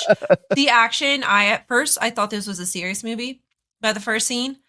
And then the way they started playing after that, and I was like, oh, this is a fucking joke. Like, I couldn't fully pay attention to it. I was definitely on my phone, like, for half of it. But certain scenes I put my head up and I would watch. It was something I could be on TikTok at the same time as watching that, and I didn't miss a single thing. These movies are being made for Crystal. Crystal, stop ruining movies. Do you not know the generation, like the younger generations, where they literally have to have two screens up at the same time to even watch anything? That's what this is for. I'm aware. Exactly. It was fun. It was okay. It was bad but fun. Yeah. I will say one really funny gag that I liked is whenever a character would disappear from the movie and then say where they've been, and it's just a quick cut montage of all the things they did to get back in the story. I'm like, I actually really liked that. That was really funny. Really funny. That's really Nobody style. You can definitely tell. I gotta finally watch Nobody. That movie was amazing. Yeah, same. I know it's coming out. The sequel's coming out. But yeah, I mean, this one, you know what you're gonna get.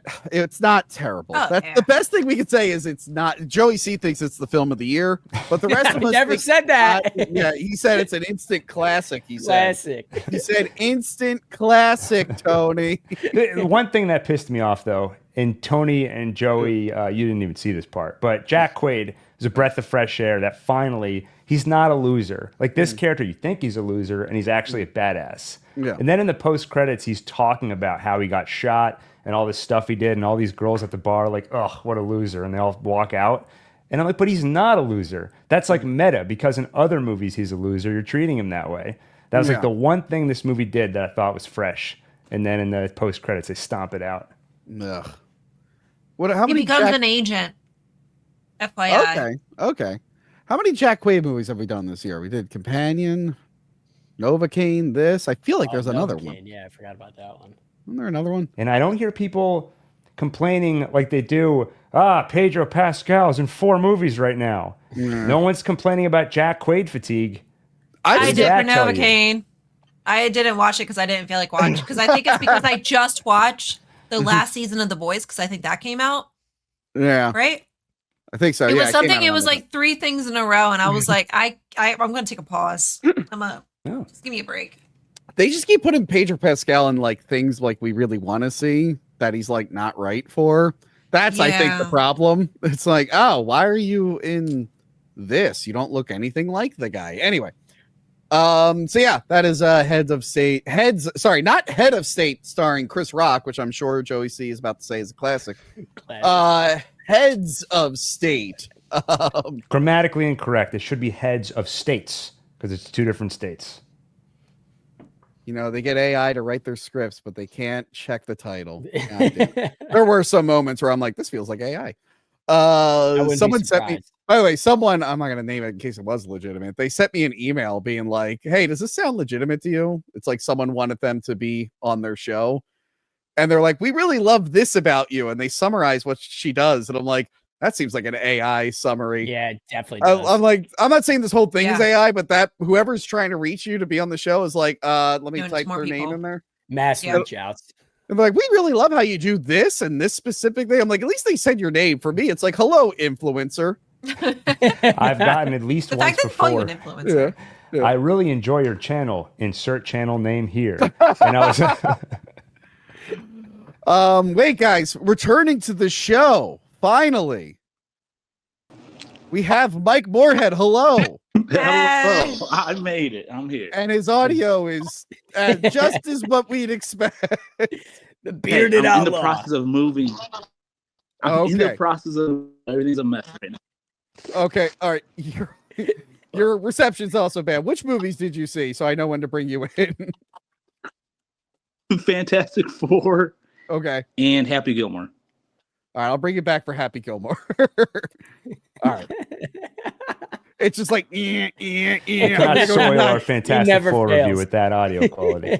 Nothing against you. Bambi, The Reckoning. Again, Adam, you were in here for the first one. Are you happy that we got 2 Pooniverse movies this year? I did not see Bambi the Reckoning, so you can chalk me off that list. But what are you even doing, Adam? Yeah, I didn't see it because I saw Winnie the Pooh, Blood and Honey 1 and 2, and Peter Pan's Neverland Nightmare. That's why I didn't see it.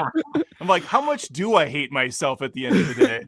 Well, Bambi the Reckoning, get this, you know Bambi, right? Yeah. Well, instead of being like a fawn, what if it was like a full-grown buck and also a toxic waste mutant, maybe? I don't know. When they were explaining what it was, I was kind of zoned out. And it goes around and it eats people, and it's not just him. Thumper's there, a bunch of Thumpers, and they're all mutant piranha bunnies. Cute. And most of the movie is just family drama that just feels like it's copy and pasted from a million other movies. And then Bambi will chase people around in the dark and eat them sometimes. And then more family drama about the divorcing parents and the kid. And then Bambi will chase someone around in the dark and eat them. Here's the thing. I'll give credit to this one. The CGI, not great, but compared to like the other stuff we saw, like Tigger's tail, like not even being attached to the dude, the CGI is mediocre, which on a curve, if we're grading it, that means good. Like for this type of movie, I was actually shocked that it didn't look worse. I actually kind of heard it that it didn't look worse. Are these guys going to be all in on AI? Do you think they're going to be utilizing the hell out of that for their future movies? I can't wait. Someone just told me about a different movie that I'm going to do for Patreon that came out this year that used AI like killer dogs, and it was very noticeable. This one was so hard to follow because I just couldn't be invested in it. And at the same time, it might be the best out of all these movies. Because when the deer was there killing people, I'm like, it's kind of fun. Joey, what did you think of Bambi the Reckoning? These horrifications are a trip, man. It's got real Jack Frost vibes with Bambi drinking the toxic slug, because I think that's exactly how Jack Frost becomes Jack Frost. Remember, Adam doesn't watch these. The killer Jack Frost. Oh, Adam. yeah, not the Michael Keaton one. Yeah. Thank you for clearing. That's the one where he bangs the chick from American Pie in the shower, right? Yeah. Exactly. Yeah. I'm familiar with only that scene. Right. No, that's good. Also, like spoilers. The twist, the mom Bambi. Yeah. No, it's a dad. The dad Bambi. Wild. Some of the I will say some of the kills are pretty good. I never thought I would see Big Bambi, Dad, Mom, whatever you are, opening a door with your hoof. That cracked me up when they tried to do a Jurassic Park and it's the hoof. And I'm like, but it's not like a handle like the Raptors could do. It's like a circular door. But it also headbutted through like 3 doors by that point. Why does it get to this one? That was the funny thing. It's a giant. He can just break the door down, and they make an episode so it trying to. That's the best shot. Do they go back to it where the second hoof slowly comes up and he's trying to turn it? They stood up where it's just like. I gotta watch it again. I have a bone to pick with this movie though. This movie has a solid camper. I love campers, right? Oh yeah. But who the fuck drives into the forest with no gas? Are you stupid? We're out of gas. Well, you drove into the forest, you moron. And the demon bunnies, they made me giggle a bit.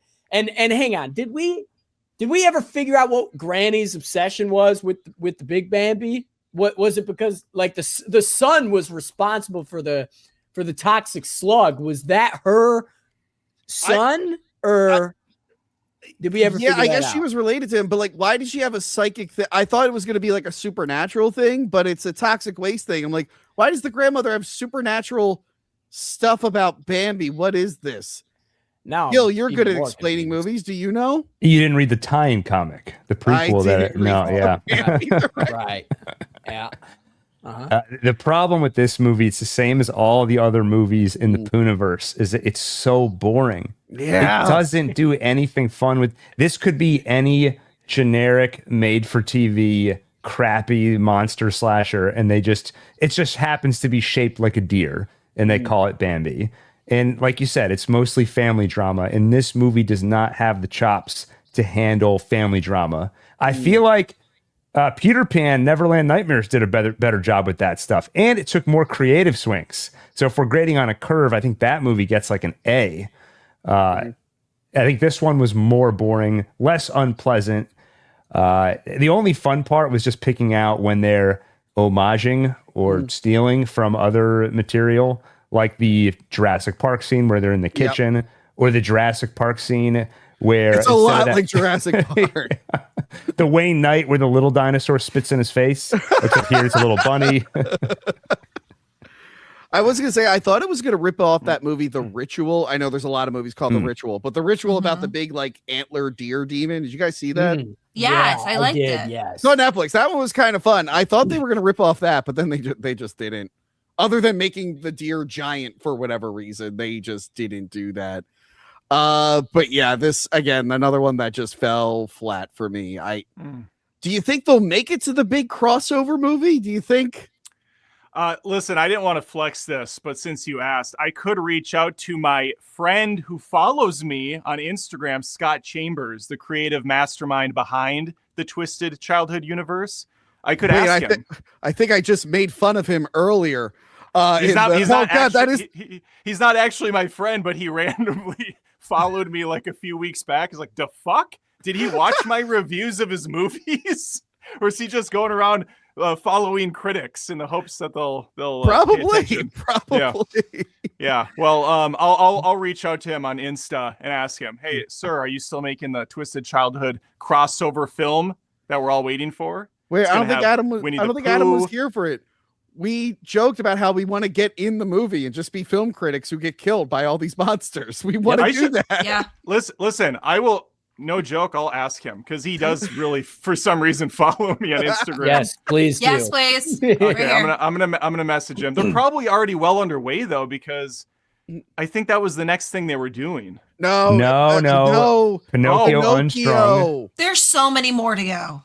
You can't Before stop. the crossover? I thought the crossover came and then they were going into phase 2. But I might be behind. Don't rush this, Adam. We need to properly build this up. We don't want to do it. We don't want a DCEU situation with the Pooniverse. Yeah, we have to see Pinocchio Unstrung first before we get to that big. They did announce Mary Poppins and Tintin will appear in Monsters Assemble, but they're not getting their own solo movies before that. Bullshit! I want my own Mary Poppins horror movie. We're gonna be so confused. Who is this Mary Poppins? Who wasn't established? Oh my god! Did you guys ever see the Dwayne The Rock Johnson parody of Bambi that was on SNL years ago. Yeah. That would have been a much better movie to watch. Probably. That one was hilarious. Did you guys see that? Yeah. He's like a full grown. Okay, we'll move on. He's like an action hero, dude. I think he's smoking a cigar at some point. He's And he says like lines like, "I'll make him pay dearly." It's so good. The movie doesn't do anything like that. No. See, these movies, they're not tongue in cheek at all. They don't. I think Thumper's played by who is it? It's like one of the guys from Fast and the Furious. Not Ja Rule. It's the Luda. I think it's Luda. He's got the double guns. He's like, woo! He's I should watch that after this to cleanse my palate of Bambi. Again, that was the last movie I watched on the list today. I'm like, oh, motherfucker. Sure. But again, it's just a tradition now to cover a Pooniverse movie on the yearly wrap up. I forgot that they did too. The movie we were all waiting for. It was number 1 on our list. Lines Around the Block. Primitive War, baby. That's right. The Primitive War movie is finally here. It was based off a series of books called Primitive War.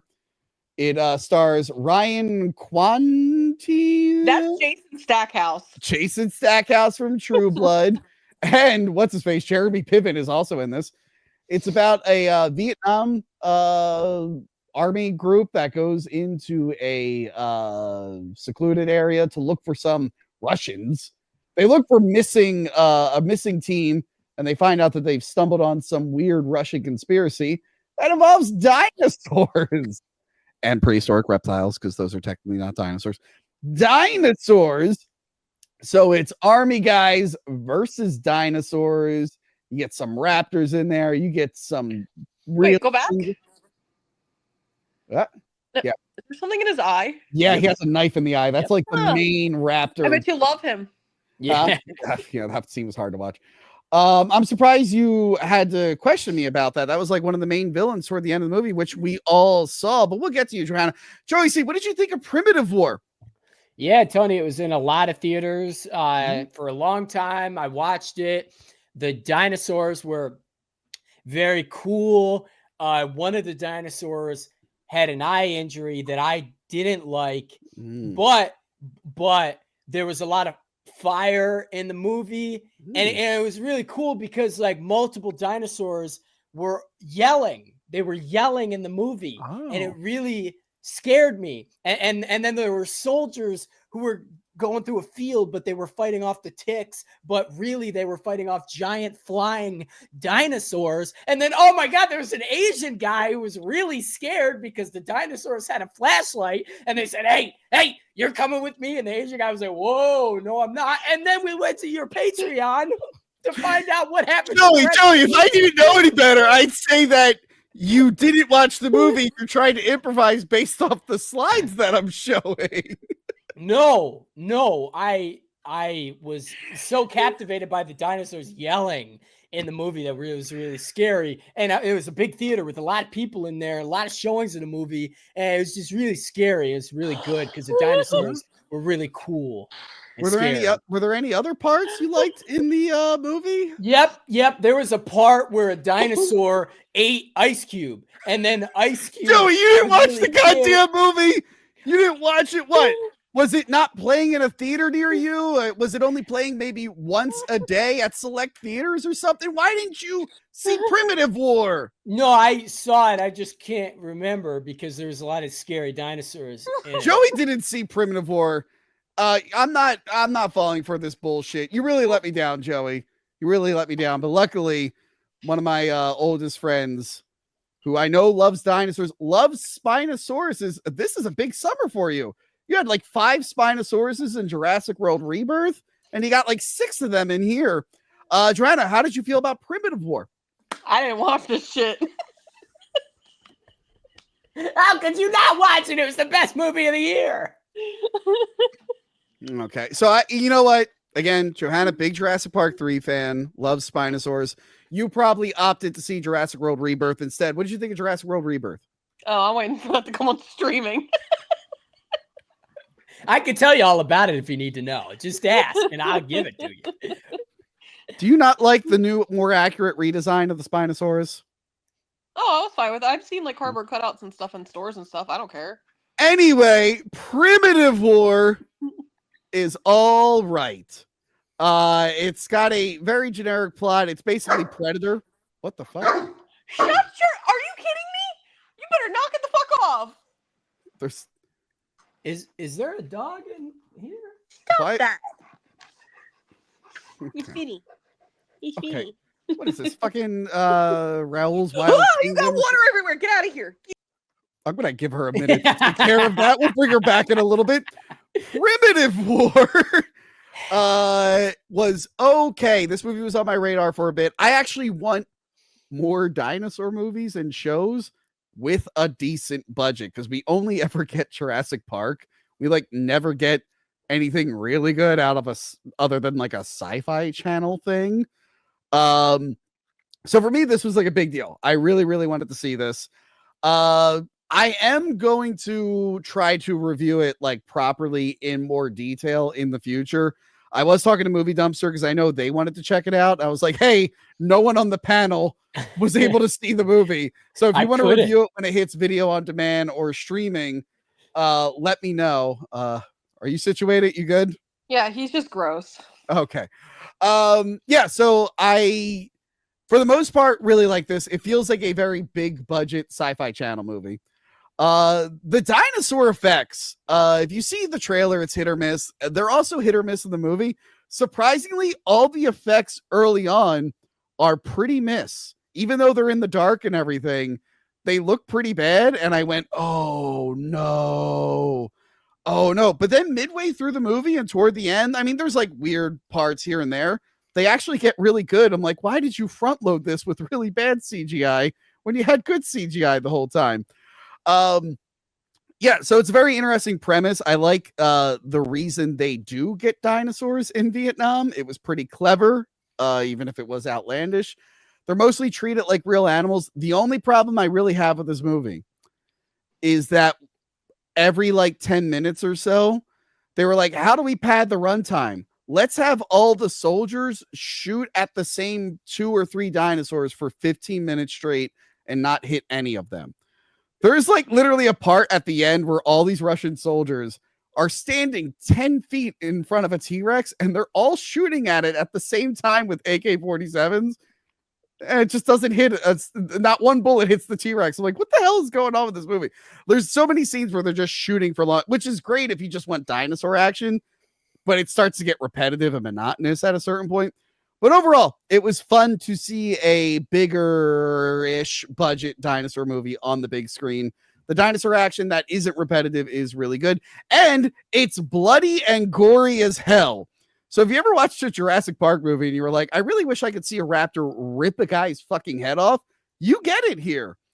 These Quetzalcoatlus, whatever they're called, these things, we got to see him in both new Jurassic Park movies. The newest one, the Dominion and Attack the Plane. The newest Jurassic Park movie, we got to see one of these bad boys swallow a guy whole. This one, they fucking pierce a hole through a guy's fucking chest. It was so fucking cool. But yeah, it was a good time. The only thing that really bothers me is that they play what's that song, Fortunate Son? The most Credence. Yeah, the most stereotypical Vietnam song. Ever. They made fun of it in Family Guy. It's like, I wasn't prepared for how much we'd have to listen to that song. But they play it like legitimately. Like, you have to know this is cliche at this point. Don't use this fucking song. I thought the same thing when I saw it. You did not see it. You did not see it. What did you think about the one character, Whistling Pete? Yeah, he was a really good whistler, and so there's no fucking character named Whistling Pete. I made that up. You didn't let me finish. What I was saying was it would be really scary and good for the plot if this guy whistled and it attracted the dinosaurs. It was actually a deleted scene. I saw it on IMDb, but you didn't see that because I did the research, but it wasn't in the movie. And I agree with what you're saying. There was never a guy named Whistling Pete. You know? I will say it was a decent Fathom event. They did like a whole behind the scenes thing after the credits. The guy from True Blood is good in it. Yeah, I just think it could have been shorter. It probably is a short movie. I just think it was like a little loose on plot, which is why they were like 10 minutes of shooting. And it's like, let's do something else. But yeah, I urge everyone to see it when it is on video on demand and streaming, and hopefully I can come back and do like a more detailed review of it. But overall, first impression, it's fine. It's fine and fun, Yes, as they say. thing. Johanna, this year was a big anniversary for War of the Worlds, which we reviewed. Some people say it's Spielberg at his best. We didn't, but some people said it and they put that on the DVD. We learned. By the way, that's why the episode is called that. We were looking at the DVD. We're like, Spielberg at his best. What the fuck? All these other movies, but apparently this is the one.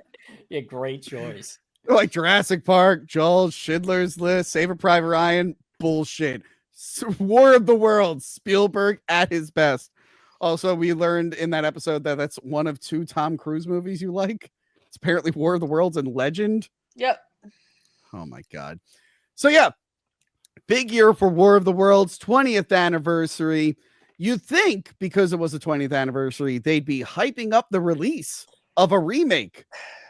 Instead, we found out like a week before it aired that Amazon made their own War of the Worlds remake starring Ice Cube and Eva Longoria and Andrea, what's her face? Andrea Savage for 5 seconds. So we have a new War of the Worlds remake by a major streaming company. And it's like, okay.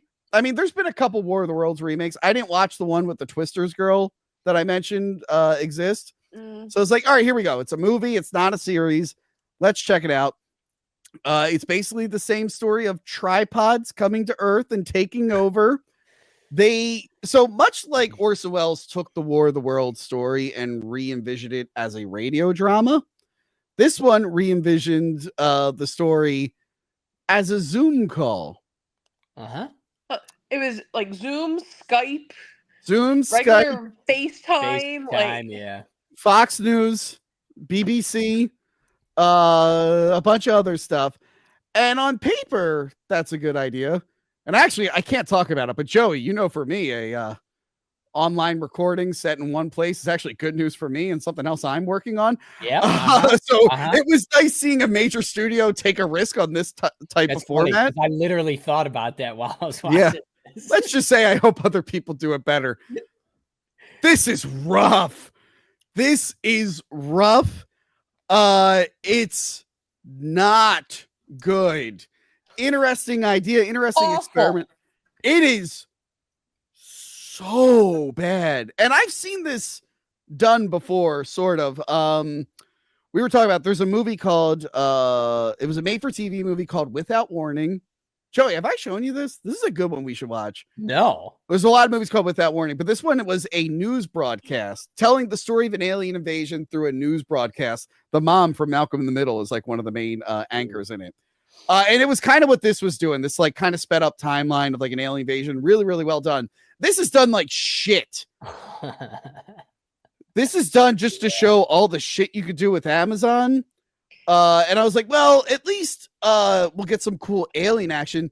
The effect, Primitive War, which I guarantee you had a much lower budget, had better effects than this.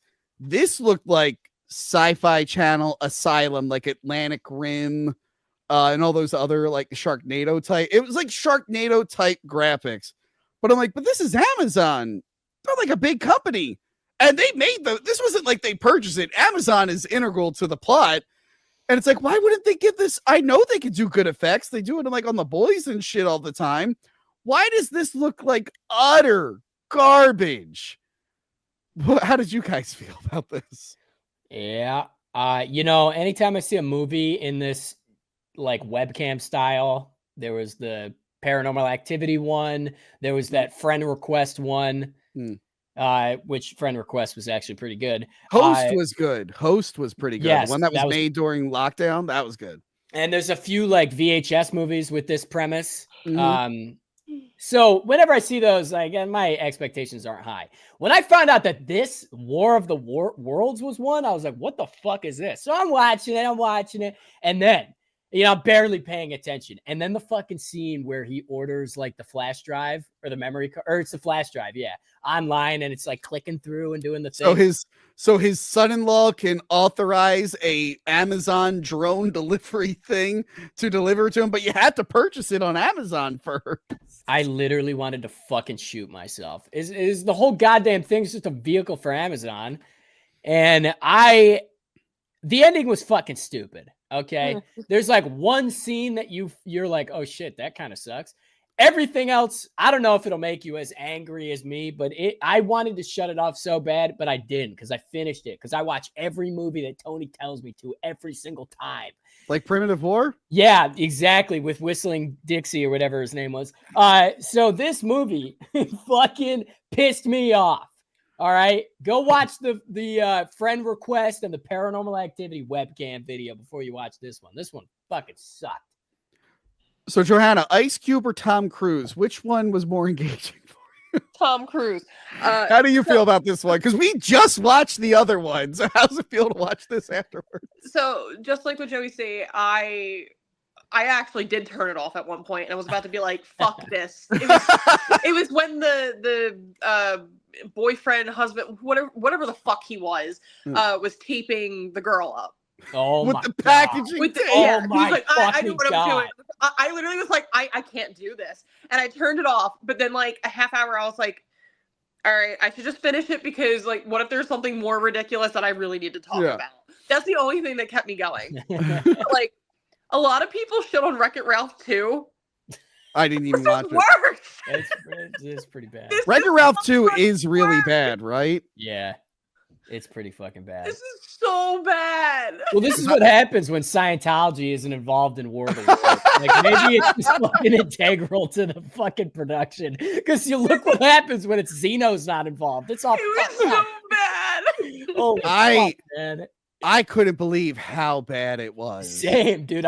We've watched some bad movies, but this has to be like top of the. And like every actor, it was like, we got them in between. Like that girls are like, oh, Tulsa King is in between seasons. We can get her for a day. Yeah, exactly. Eva Longoria, and they still phoned it in. They were just like, whatever. The alien tripods again look like video game assets. Yeah. Like they don't look like they're actually there. The aliens are little robot bugs. And guess what, guys? They eat data or data. Data. They do say both, by the way, in the movie. They do. Yeah. They eat the data, and they're going after all the government computers because the government secretly had something from one of their ships to spy on everyone. And we're supposed to think that's bad, but the main character has been using he spies on everybody. What are you talking about? Ice Cube, like, we're fucked if Ice Cube's a real person. Because it's like, oh, the world's going to shit. He's ignoring calls from his boss because he's checking on his kids. I'm like, motherfucker, oh my God, what the fuck? But don't worry, his son's an elite hacker. I saw that coming a mile the fuck away, by the way. What you got? So one of the few things from the books that made it into this, remember the red vine? They worked it into the Tom Cruise one. Yeah, the aliens are making making Tom Cruise one. Yeah. Well, this one, the tentacles shoot out into data servers and they look like red vines. And I'm like, oh, that's kind of from the book, I guess. And the fact that they're tripods. By the way, really pissed me off that the tripod head could come off and fly. Because I went, that's so much more practical than the tripod thing. What's the point of the legs? Yeah, seriously. Like, it had legs in the original because it was H.G. Wells. It was 1800. He didn't know anything about space travel. He's like, oh, I guess they have like 3 legs. That'd be kind of cool. And everyone's just paying tribute to that since then. But then they show that it could just deattach and fly. I'm like, there's no point for the legs then. Awful. I was shocked that such a big platform put out such a shitty movie. I really shouldn't be shocked so soon after watching Happy Gilmore 2 on Netflix. I really should expect more from it, or expect less. But yeah, this was astonishingly bad.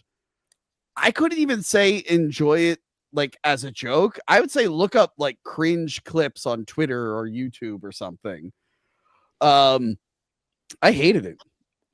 Same. Yeah, there's no fucking redeeming factors whatsoever. Nothing. He should have checked himself before he wrecked himself. And now we all fucked up. Oh God, they were saying like by the way, this feels like an AI script. If you told me Move, bitch, get out the way. Huh? Yeah. He literally says, move, bitch, get out the way. I literally just, it was one of those moments where I was just like, by the way, this is not a good role for Ice Cube. I like Ice Cube. Same. This is not a good Ice Cube role. This is not a good role for Ice Cube at all. Literally, his job with the hacking or whatever, just putting in random codes, which was apparently super easy to do because what he was doing, just like going through tabs, is what I basically do through like work. Oh, what's going on in hell today across the world? Oh, that's what's happening in war. Okay, anyway, back to work real quick. Oh, okay, tab open to this. Oh, haha, funny meme. Okay, back to work. Tab. I know people FaceTime a lot. I'm not a big like FaceTimer, but these people are FaceTiming a little too much and at like the worst possible times. He's like, your battery's dying, and it's like, stop FaceTiming. FaceTiming drains your freaking battery. I know. It's a normal fucking phone call. No, because that's not visually entertaining. And I'm like, I get it. You can bend the rules a little bit, but come on. And then also Skyping and then just sending video messages. And I'm like, what the hell's going on? Let me send you important information instead of just texting it to you. I'm going to send you in video form. Oh my God. The more I see this Amazon driver on my screen, the more fucking angry I get. Fucking dumb little face. Stupid AirPods. I have to order it through Amazon's delivery. Fuck you. I want to bring H.G. Wells back to life. Be like, hey, I'm going to show you a movie. And when did he die? Did he die before movies? Hold on. Hold on. Oh, God, I still have Brooke Burns up on my screen. Jesus Christ. Yeah, when did he die? H.G. Wells, 1946. Okay, so he did know movies. He was aware that they existed. When was the first War of the Worlds movie? That had to be 50s. He definitely wasn't around for that, right? War of the Worlds, 19. Were there other movies? Oh no, that gave me World War One. I went to look War of the Worlds, and I'm like, oh, 1914. I'm like, oh no, that's World War One. So yeah, I want to bring him back, and I want to show him like the 50s movie, and he'll be like, this is amazing. And then I'll show him the 2005 one, and he'll probably like kill himself because he thinks it's real and magic. Yeah, because it's so terrifying. And then I want to show him this one if he doesn't kill himself. I'm like, hey, I want to show you what your work led to, and just make him watch this movie and just see what his reaction would he'd be. definitely kill himself at that point. He'd be like, what is this? I didn't want this. No. Oh my God. It's not a classic for the record. This is not a classic. Should Amazon remake The Time Machine? You know, anything. Well, they could remake it, just leave out some of the age stuff. That would be really good. And whoever wrote this fucking movie, don't allow them to do it. Yeah, I highly advise you don't watch this. Again, it takes a lot for me to be like shocked by how bad a thing is. But luckily, there was another movie, the last movie on our list. Aztec Batman, Clash of Empires. That's not on HBO Max, despite multiple things saying it is. Yeah, Tony. I saw the trailer. I was like, okay, I'm down to watch this. And then today I sat down. I was like, okay, let me watch this. And I was massively disappointed. How do you think I felt? I was like, all right, HBO Max. And I went, what? Oh, no. And then I look up and everything says premiering September 19th. I think it premiered my birthday, which I didn't get to have a birthday episode again. Anyway, I was like, cool. It's definitely already on there. And then it's just nowhere. And then I had to look it up. It's like, it will eventually be on HBO Max. I'm like, that's not what all the other searches were saying. I want it now. Yeah, I want it now. So Tony. So I was like, you know what? I'm a criminal. I'm a rebel. I'll just illegally download it. Spoiler. Only the Spanish version is being That's what I got. So all of us tried to be criminals. And then we were like, oh, fuck, Dios mío. Ay, caramba. I was using my phone to translate. Christ. Couldn't keep up. So because you can't rent this, by the way, I assume we all own this on Amazon Prime now. UHG. I'm a proud owner of Aztec Batman. It's forever in my digital library. I'll always think of you. So, Please tell me, is it worth it? well, we'll tell you. You'll We'll tell find you. out. Aztec Batman tells the story of Batman if it took place during the. You got poison ivy in that shit? Yes. Damn it. Fuck So, you, Tony. Basically, it's kind of like Gotham by Gaslight, where they just take Batman and his characters and shift it to a different time period and location to see how it would play out. Sort of like what Batman Ninja was doing, although Batman Ninja was like, a time machine sends them there. I'm like, no, that's not what the formula is. It's just they're already there and they become okay anyway. But yes, it tells the story of the Spanish invading the Aztec Empire. Cortez is their version of Two-Face. He gets scarred by Catwoman and he becomes their Two-Face. And he wants to take over, and this forces the Bruce Wayne, who I can't remember what his name was, to become this hero. And his Crystal, the goddess that inspires him to be a hero, is Poison Ivy. Basically, she's a forest goddess. Love her. And he was also getting like visions of a bat and everything. So yeah, it's basically what if Batman was in the Aztec Empire, and we get Joker, we get all the classic characters, including Batman there. Okay, the first half of this movie is kind of a slog. It feels like it's lecturing you. It's classic white man bad. I'm like, okay, now I know why. I only picked this because so many people were crying about it on Twitter. And I'm like, all right, let's pick it because it's controversial, whatever. It is really heavy-handed and on the nose early on. That having said that, by the second act, I was actually invested in the story, and I was actually really, really into it. And I liked the new versions of the characters. People were trying to say that it makes the Aztecs look great and the Spanish evil and whatever. No, actually, it points out some of the bad stuff the Aztecs were doing, like, oh, I don't know, human sacrifices. In case you were wondering, if you're only watching the Twitter discourse, no, the movie tells you that that's wrong. The Joker is the guy who was really pushing for that. And spoiler, he's the bad guy, or one of the bad guys. But yeah, I actually really, really enjoyed it. The animation could have been better. But yeah, it's nothing special, but it's decent. Joey C, how did you feel about this? Well, as we discussed, I watched probably the first 15 minutes in Spanish and thought, I failed 9th grade Spanish. This isn't going to do. Surely there's another option. So after a couple of hours, I got another version, the Hindu version. I was a bit more confused. So I thought, I'm just going to stick with it. I'm going to tough it out for this show. So I watched the Hindu version. The first thing I will say is something that you discussed is the animation style. Hot take, or maybe not, I don't know. I fucking hate this animation style. I do not like it. It's hit or miss. It got better toward like the battle and stuff at the end, but yeah, the action stuff was fantastic. There's some, the characters I think look great, like the design of them. The action and the fight scenes were absolutely fantastic. It reminded me of being a kid and watching cartoons. But then, I saw a bunch of people calling it woke, and I was like, surely this is a joke. And then you mentioned it, so now I'm starting to think that it wasn't a joke. I don't know Hindu. I don't know what the hell was going on. You weren't able to hear a lot of the heavy-handed dialogue that felt like a Redditor wrote it, so I could see if that being lost on you. But honestly, it's only really confused in like the the beginning of the movie all that stuff happened. Well, it's also the way that they're all drawn like their eyebrows are in a permanent yeah. I wonder if that's a bad guy.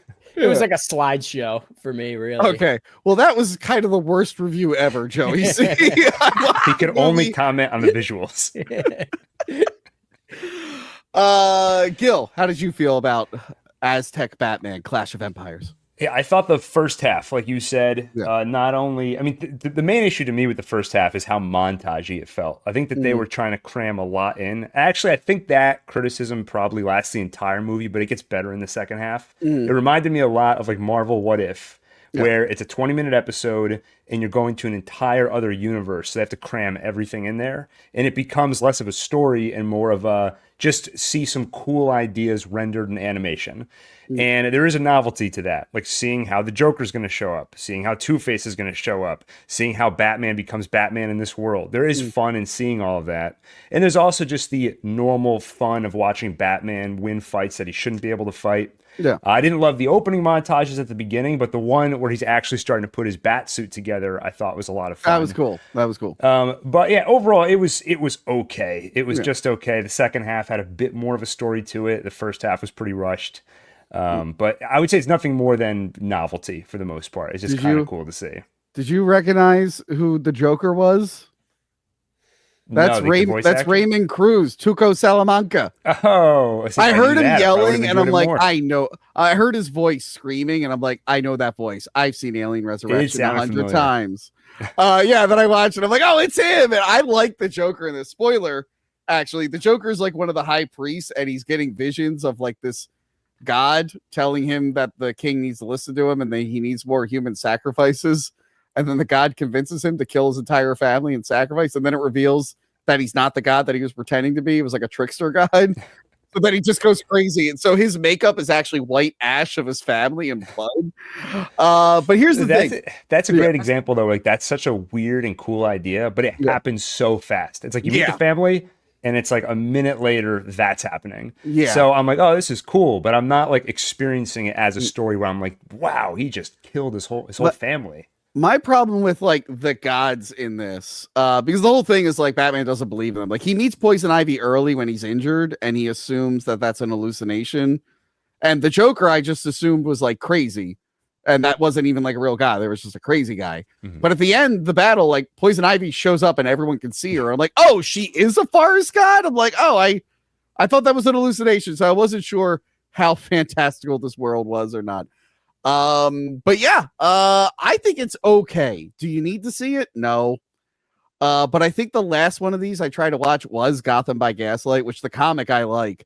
That movie looked like it wasn't finished. As much as we don't really like the animation here, it looks like they finished the movie. Gotham by Gaslight, I got like 30 minutes into it. I'm like, this looks absolutely terrible. But no, this one is fine. If you're listening to people on Reddit or Twitter, just ignore them. It's okay. The trailer looked like it was like Pocahontas without Pocahontas. I was thinking more Road to El Dorado. I feel like that's more. Maybe. Yeah, I feel like that's more in line with this. I just was watching, and all of a sudden I see natives and then white man, and it was very like same boat, saying like all that. The one guy, Pedro, the blonde guy, that's supposed to be Azrael, the dude that the replacement Batman turns into in the old comics. He's also in the Arkham games, because I was wondering who the fuck he was, like what his Batman equivalent was. I'm like, Azrael? Okay. Spoiler, Penguin at the end being a fat guy in a plague suit, so he looks like a bird. I was like, perfect. Fucking perfect. That's hilarious. For the first half, I almost forgot this was a Batman movie. And then when the guy got scratched, and I was like, Two-Face, that's kind of like Batman. Oh, yeah, that's right. You're like, that girl's dressed like a cat woman, if you will. Or La Gata Hermana. Did I say that right? I'm really bad at Spanish. I think the one I picked up on was Joker. His name was like Yoka, I think. Yoka, yeah, that was pretty. Yeah. Oh, and then his mom goes, "Oh, Yoka, why so serious?" And I'm like, "Oh, come on." Oh, then they played the Tim Burton, Danny Elfman Bat theme at one point. I'm like, really? Times. I know a lot of Batman stuff is now just using that theme because it's the most popular. But when they used it like toward the end, I'm like, huh, okay. Yeah. Now I'm just reminded of a different Batman. It also had a lot of like rock music, which I thought was interesting. Yeah, not what you would associate with this time period. Yeah. But I like that they did do their I mean, look, it's not going to be 100% historically accurate. Cortez didn't turn into a Two-Face who fought a bad guy. But they did mention like because everyone's just like, yeah, the Spanish came in. It's like, no, not all the tribes there were cool with the Aztecs, so some of them teamed up with the Spanish, and the movie addresses that. It addresses that the sacrifice is wrong and you shouldn't do it. So yeah, it addresses a bold stance on human sacrifice. You know what? I don't think enough people say it. I'm going to say it here. Hack the Movies is against human sacrifice. Okay, no, we're not. Crystal Quinn does not speak. Her opinions do not reflect Hack the Movies. And she is now at the bottom of the totem. It does. All it took was for someone to endorse human sacrifice, and I'm back on top. That would be the last thing you think would happen. But then on this fucking show, of course, we do have someone going, yeah, I can see how it's acceptable in some. Well, Gil literally just said it depends on who it is. So I completely I was agree. hoping nobody heard that. Oh, I heard it. Oh, I heard it too. I agreed. There's plenty of demon sacrifices I have on a list. Oh my God. Tony, don't worry. You're not one of them. It's not worth it. Listen, we're going to lose our channel. Stop saying you want a human sacrifice things. Let's go over to One Take Vids. Please subscribe and check out the Month of Terror. Okay, let's get back to this. That's good business. October, everyone. Yes. Spooky month. Yes, and what better way to start it off than with Screamboat? Now, 2 movies on this list did come out earlier this year, but they hit a major streaming platform. So the rule is if it hits a major streaming platform, we'll review it within that month. Yes, Screamboat, obviously based off Steamboat Willie, which is now in public. Okay. Fuck you, Gil. Now he gets it.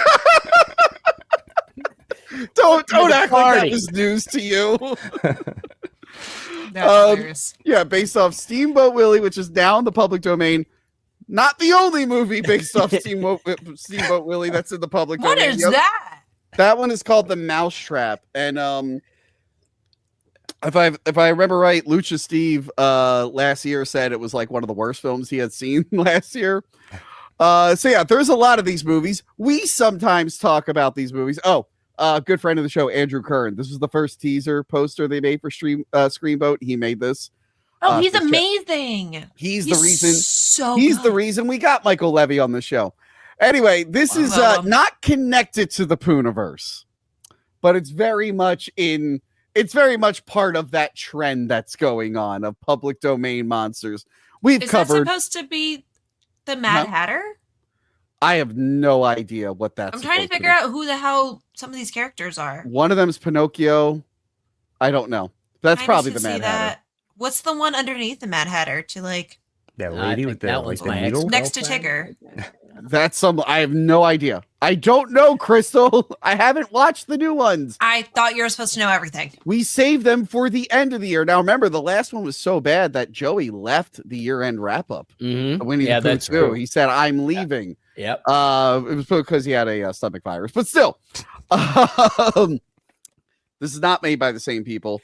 But I was a little worried because it was made by the guy who did the Mean One, the Grinch parody, which I reviewed on Patreon. Holy fuck your face! Yo, come on! Wait, dude. it was about to be a compliment of Tony. You look so much better. Thank God. Good job. Crystal, that picture is like right after that girl rejected me last year, and I started drinking. So thanks for reminding me how bad I look. Tony, the girls reject you every other month. I can't keep track. Thank you what for reminding me of that rough period, you bitch. God damn it. It's so weird because I remember like a minute ago. Bitch, but I can't say whore. Crystal, it's like I'm trying to compliment you and I'm waiting. I'm like waiting for the compliment. It's been like that was like 2 minutes ago. The compliment was I don't look as bad as I did back then. Oh, okay. You did great, Tony. Like you lost weight. You're looking good. Like it's good when compliments require like parsing and like. Anyway, spoiler for that whole review that you can find on Patreon or by becoming a YouTube channel member. I did not like the Mean One. I was very not into the Mean One. And I don't like these public domain movies, so I was kind of dreading it. But my new best friend and the brother I never had, Michael Levy, told me that he produced it. And I said, okay, I'll watch it for you, buddy. I'll watch it for you. I ended up really liking this movie. And it was one of those, I'm like, oh man, I guess I got to be nice to this. But no, I actually ended up really liking it. It took me by surprise. Like all the elements were there for like a really bad movie. Now, keep in mind, it is a killer Mickey Mouse movie. Let's not pretend it's like amazing or anything, but it's way better than it has any right to be. And I highly, highly enjoyed it. David Howard Thornton, who plays Art the Clown, is Willie, the killer mouse, who might be some weird German experiment. I wasn't really sure of the origin. He's the voice of it. I didn't see anyone who was actually he's the Willie. He's the mouse. Yeah. There's a lot of the same production team behind it. A bunch of people get on the ferry. What is it? The Staten Island ferry? Yeah. Yep. There's this bachelorette party, and they're all Disney princesses, which I thought was funny. This girl in the middle was from Terrifier 2, the one who gets like skinned or whatever. It could be any number of people. Yeah, I guess I didn't really narrow it down. She's the one who dies in Terrifier. Yeah, she's the one who dies in Terrifier. She was the main girl's best friend. Also on the boat is this lady and these two people. This lady is fed up with New York. She wants to leave the big city because she's just not making it. And they all get into this ferry that has a weird demonic monster mouse below deck that runs amok and starts killing everyone and does a little dance and whistle sometimes. Joey C, what did you think of Screamboat? Well, as someone who spent their teenage years in New York, the second I saw the Staten Island ferry, I was like, nope, I hate this fucking movie. This is terrible. It's the worst place ever. I'm sure Mr. Horton, if you will, he's very tall. Like me, I'm very tall, if you knew that. So I often also have to shrink myself on a green screen, to fit myself into these places because I'm very tall.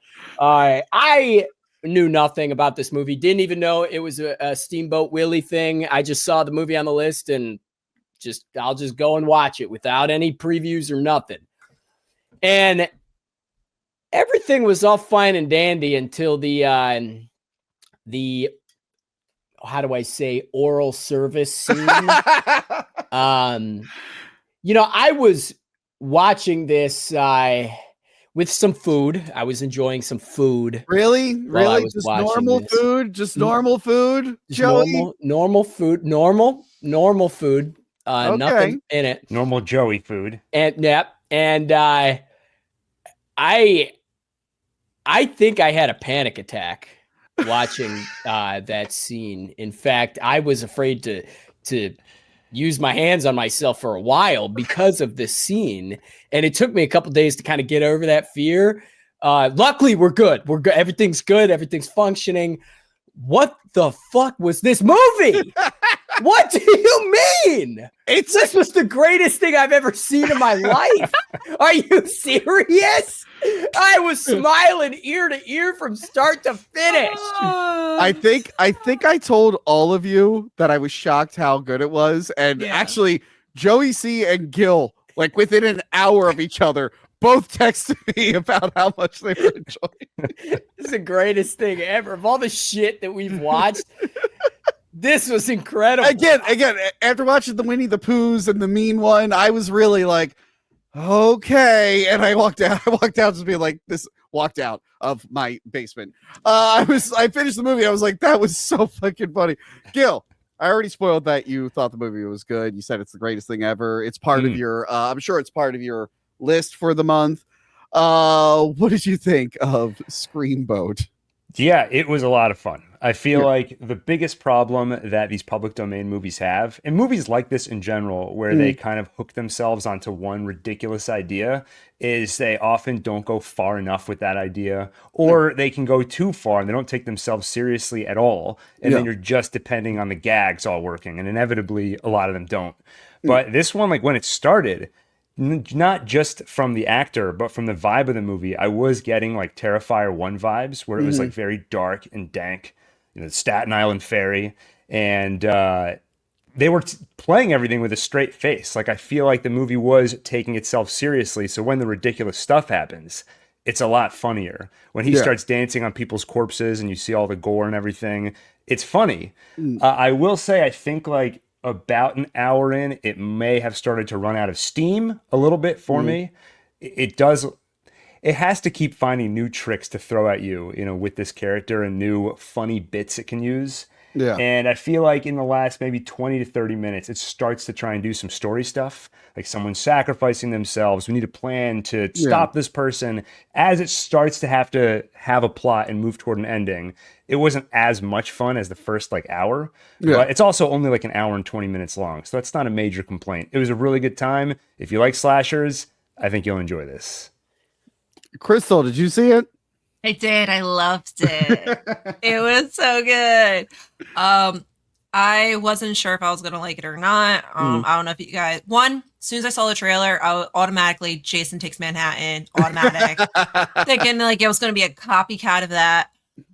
And I don't know if you guys have ever taken the Staten Island Ferry at like past 3 a.m. right here, because I lived in the area. And when you live in New Jersey and the trains stop running at a certain time and you don't know what else to do because you're by yourself, I don't know if I was drunk or if I was working. It could have been both. But I just remember taking the Staten Island Ferry a few times back and forth because I was bored, and it is sketchy as hell. So all those characters, very realistic, especially the drunken women, which I was probably one of. Loved those characters tremendously. I thought that was creative. I thought it was going to be more in your face jokes, and it was just enough to be not forced. It was just like it was like clearly in your face, but to a point where you appreciated it. Yeah. The kills were fantastic. The gore was amazing. Wasn't sure how they were going to just pull off a tiny little killer mouse that you can easily just kill, but it was awesome. Towards the end, you could tell that the main character was going to be, spoiling a little, Minnie Mouse. You could tell in the colors. I was curious if they were going to play into that more, and loved the ending. That was a lot of fun with the romance there. It was funny. You'll see it in tomorrow's, because obviously tomorrow's episode was shot before tonight's live stream that you're currently watching. But I do ask him because David Howard Thornton has a little like girl who helps him in Terrifier, and in stream one of the other killers is a girl who's paired up with him. And I remember asking, does the mouse have like a lady mouse that helps him? And Michael Levy was like, well, you haven't seen it yet, so I'm just gonna say yes and no. So when it got to that one twist, I was like, ah. Yep. Do we think we're going to see a second one with that ending? I hope so. This is like the first time I watched one of these where we're like, I can do another one. I can see another easily. one. It was because who is another if Winnie Disney... the Pooh gets a sequel, this better get a sequel. Yeah, this is a Just World. Would they throw in? Do you think they're going to throw in more Steamboat Willie characters, or do you think they're well, just that's what I stick was going to say. Who is Who's what other big... characters are there in Steamboat Willie besides there's the big bad guy? Yeah. He's like the big brute dude. And is he a wolf? That one, or am I thinking? No, I think I'm thinking of the train track. Cartoon. Yeah, I'm looking it up. Who the hell is in Steamboat Willie? Steamboat Willie. And when does some of these other characters go public domain? Like if Donald Duck goes public domain? Oh, I don't know. Like 2029, I think. Oh, the big burly. Pete is like a big Mickey Mouse character, big giant guy. He was in Steamboat Willie, so maybe he'll be a goat. I guess so. Maybe there'll be like a big Pete in the next one. But yeah, I super enjoy this. I love that like it is David Howard Thornton on a green screen, but then it'll cut to the back of him and it's an obvious puppet. Yeah, that was. And so I awesome. think at Scarepro's, the local Halloween store that's big, like good friends with the producers, they have like stuff from this movie there, and I think they have the puppet of Screamboat Willie on like the shelf. I saw it the other day, and I'm like, is that the one from the movie? It looks like it. Yeah, there's no reason a killer Steamboat Willie should be good. This one did it. I do agree with the length. Most of the movies that this production crew, they do tend to be a little long. But I was enjoying it. The problem I have with a lot of these movies are that they would probably be better as fake trailers. Yes. They usually don't have a lot of steam for a full length feature, but this I already did the steam thing, Tony. Ooh. Ran out of steam. Okay, yeah. So how dare I'm you? not above pulling my sponsorship. Well, it seems like you're down below now. You're at the bottom of the totem pole. I'm in the bottom decks. That's where the killer mouse is. So again, all right. So am I the only one who's never been on the Staten Island Ferry? All three of I you guess have? we gotta go. I've been on it. Yeah. I'm never going on it specifically because of this movie. And I will say there was a sad part for all of us. Our good friend, the father we never had, Joe DeRosa, died in this movie. I told her. I was like, oh shit. By the way, this is a fun movie if you want to put it on. You should put this movie on for like an annoying Disney adult because they might actually appreciate all the deep Disney references. Like the girls' names, because Joe DeRosa goes, "Oh, it is a small world after all." And I was like, "All right, come on." I thought the I'm one literally that texting him right now. Hey, you were a star in Steamboat Willie. Screamboat. It's just called Screamboat. Screamboat. You were in Mickey Mouse. He's like Steamboat Willie's from like 1925. What are you talking about? Gil, what are you got to say? Screamboat. I lost it. I don't remember. Great job. It was probably really good though. All right, I think that's all we have to say about Screamboat. Done. Enough about these Nazis. Let's talk about Peacemaker season 2. All right. Peacemaker is back, baby. And the one big question was, how are they going to tie this into the new universe? Because clearly the Suicide Squad and Peacemaker season 1 were in the Snyderverse.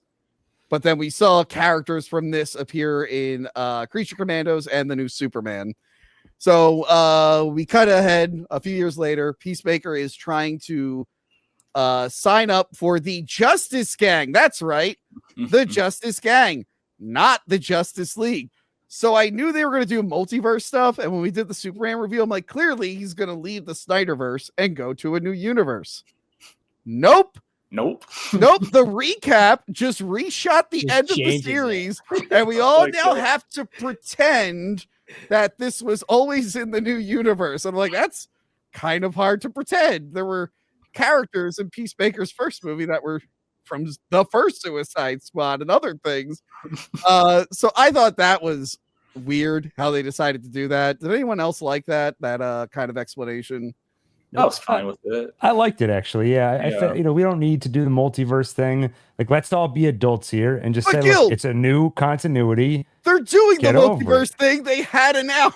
They had a perfect. Yeah, but do you want to have a story that deals with the DCU and like brings that back into it? Instead, we get this more personal multiverse story that has nothing to do with a bunch of cameos. Nah. I guess so. I just thought it was bizarre. But I guess I'm seeing the theme though between this and the Ed Gein thing. You don't like this inconsistency. Like if it's based on reality, it's gotta stick to the facts. And by the way, I'm someone who didn't even really like most of the Snyderverse. Actually, the Snyder stuff was really bad. Most of it I liked when Zack Snyder wasn't involved.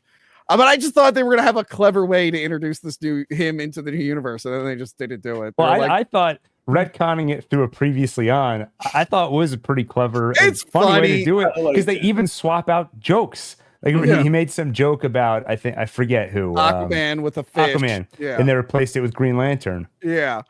Peacemaker's sad. He didn't get in the Justice Gang. He had a moment with Harcourt, but it didn't last. So then he goes into his multi-pocket dimensional room, which actually in the first season, I was like, how do these fuckers get this thing? Where did this come from? This season explains that they stole it from a spaceman. And Eagly finds a door like his, and he goes in, and it's an alternate universe where his dad is alive and nice. So funny. And his brother is alive. And also he's there, and he accidentally kills himself. But he walks around the universe as that version of Peacemaker, and everyone loves him. He is a hero. He is super happy. Meanwhile, back home, Rick Flag Sr.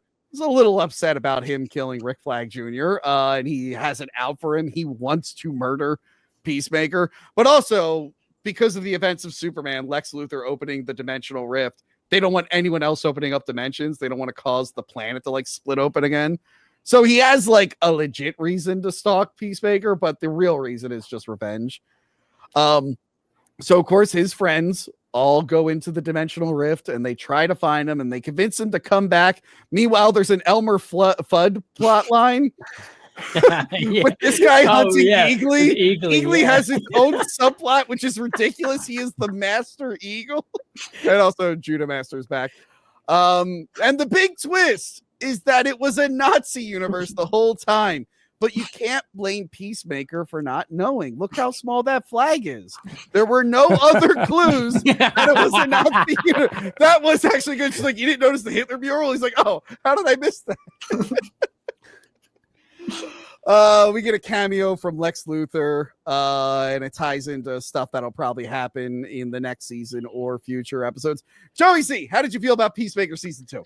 Well, I only watched a few episodes so far, but I will say spoilers, the Nazi universe. My bad. That's all right. That's all right. I'm glad they recapped season 1 because that was like a lifetime ago. I covered it on a site that shall not be named. I don't want them to send me a letter again. It's good to see John Cena's cheeks in the first episode. Also, side note, for those of you that don't know, I'm really into Finnish rock bands like him. And we got a Hanoi Rocks shout out in this season, which I think they also did in season 1, which is fucking awesome. And if you don't know, that band is the one who Motley Crue's Vince Neil famously killed in a car accident. Rest in peace to Razzle. So season 2 so far has all the magic of season 1. And you're like, oh, by the way, this band killed a bunch of people.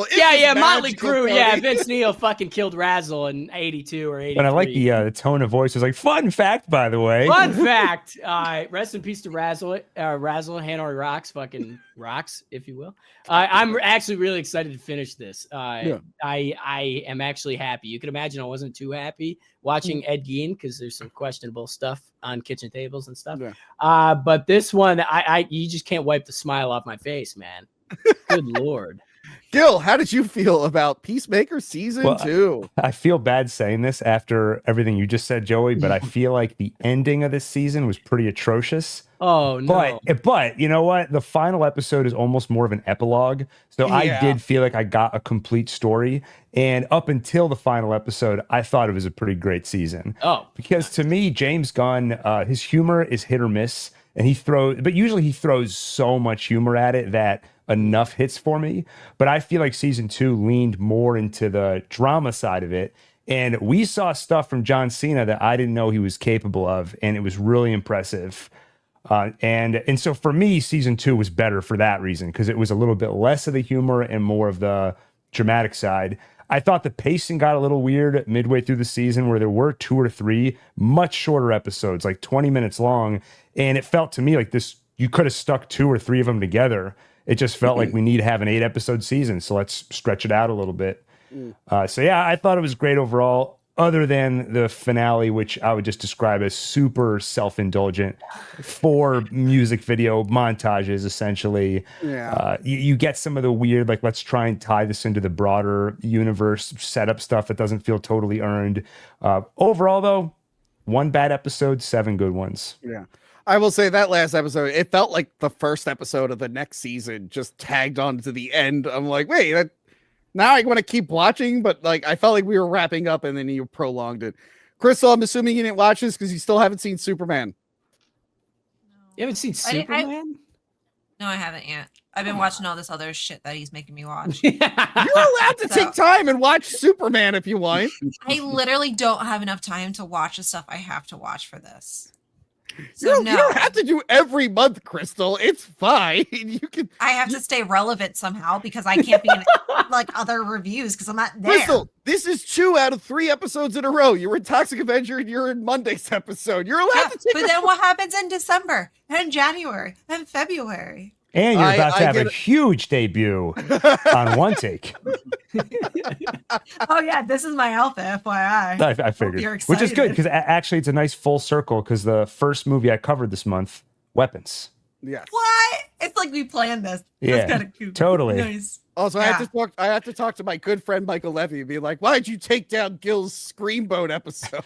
Yeah, I was gonna say it's actually quite the stain on it because I was always in my life going to be able to look back and say I reviewed 31 movies in October. I guess outside U.S. and Canada, that's still true. Within the North America, that 1 episode is unavailable. Just re-edit and re-upload it? Well, the thing is, it was not a content ID thing. It was the company manually went in and was like, you better take that down. No shit. Oh, shit. Whoa. Yeah, I mean, they didn't say that. It was just a manual claim. But you can re-edit it probably and get away with it. Yeah. All right. Well, never mind. Never mind. Let me know what Michael says. Get back to me. When you sent me the thing, that wasn't his company, so I'm sure it's like a distributor thing. Anyway.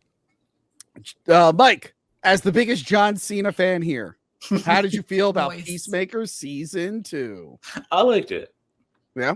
Yeah, I had a lot of fun with it. Now, obviously, Gil said it wasn't as funny as the first season, but really, I guess I just forget a lot of the first season. I was laughing like hard at a lot of this. Yeah, but yeah, I think Cena may have proven that he might be the best wrestler turned actor now. I thought it was Batista for a while. We've absolutely. known that. Yeah, we've known that. Yeah. Oh yeah. Sorry, I didn't put Smashing Machine on the list. I want to say I'll do it for the year-end wrap-up, but then I didn't do that for Iron Claw, and I still haven't watched that, so I might forget. Iron Claw's good. Just do a what is the best wrestler movie? You know, one of those episodes. Oh, we did Suburban Commando in August. What are you talking about? Oh, okay. We nailed it. Yeah.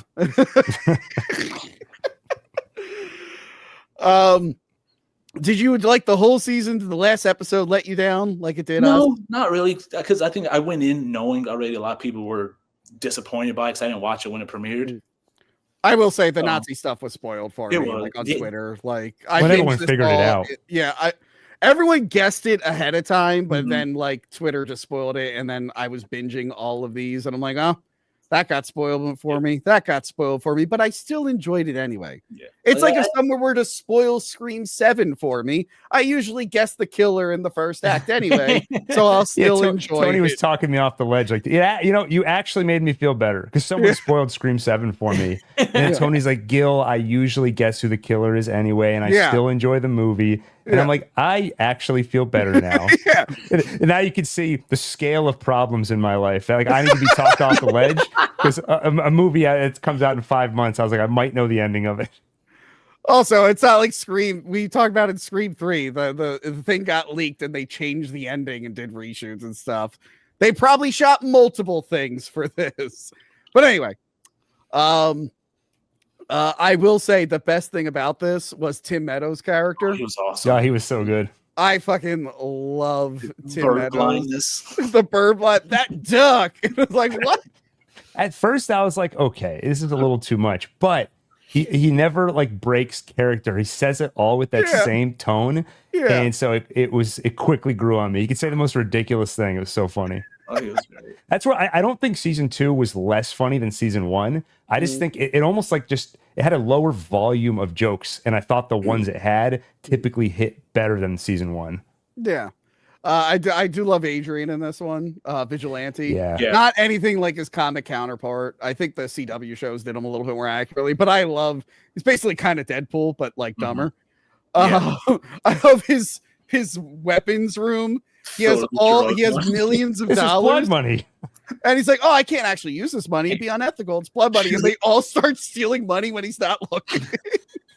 And when they go to his universe and he meets his other version himself, they're exactly. And they are basically totally in sync. There's only a few differences. I like when he's walking through the house. He's like, there's 6 cats in that statue instead of 3. That's a squirrel instead of a chipmunk. And then he sees both his parents. He's like, my dad's not gay in this universe. And then he meets himself, and like you find out it's like, yeah, you know. And then after we lost World War II, he's like, wait, we lost World War II. I will say, I feel like it takes him so long to. He's like, what are you talking about? No, we didn't. It's like it's another universe. I will say, you know who loved this show, guys? A good friend of ours. How do I share the share screen? Here we go. Was he doing recraps? No. A good friend of ours. Usually, anytime you start with that tone, it's one person. Our good friend Riley would not stop talking about Peacemaker. I don't have time to read all his tweets because I'm busy with my very real job, despite what my grandmother said to me over the weekend. I don't have time to read all his tweets, but I assume they're all positive because I did see this one. He went out and he bought the Harcourt life-size standee that's on the official Peacemaker store. He says, help, James Gunn's wife broke into my house and won't leave me alone. So he really loves Peacemaker. If you could go to his Twitter and just ask him Peacemaker questions and tell him how much you love Peacemaker, he'll definitely appreciate it. He definitely didn't complain and bitch about it the entire time it was airing for being too funny and boomer humor. Please just blow up his Twitter with Peacemaker stuff. But yeah, season 2, I enjoyed it. Again, the last episode did just feel like the first episode of another season. But yeah, I think it's a win. So far, there hasn't been any real duds in this new DCU. No. Creature Commandos was fine, even though it told us Rick Flag would have white hair, and he doesn't have white hair in live action. Superman was really good, even though Crystal refuses to see it because she's a Zack Snyder stan. And she's constantly saying, restore the Snyderverse. Every day she blows up my phone with all this stuff. I do. Next up is I Love LA. Now, some of you might be wondering, Tony, why did you put this show on here, which is like a LA version of Girls or a female version of Entourage? And you might come up with some sexist, misogynist theories like I only put this in here because I find Rachel Sennett really hot. And that's not true. I put this in here because I find Rachel Sennett really hot. And she's kind of funny. Yeah. So I Love LA tells the story of whatever Rachel Sennett's character's name is and her boyfriend. They're living in LA. She's working for a company. Her boss, she tries to get a promotion, but her boss doesn't really believe in her yet.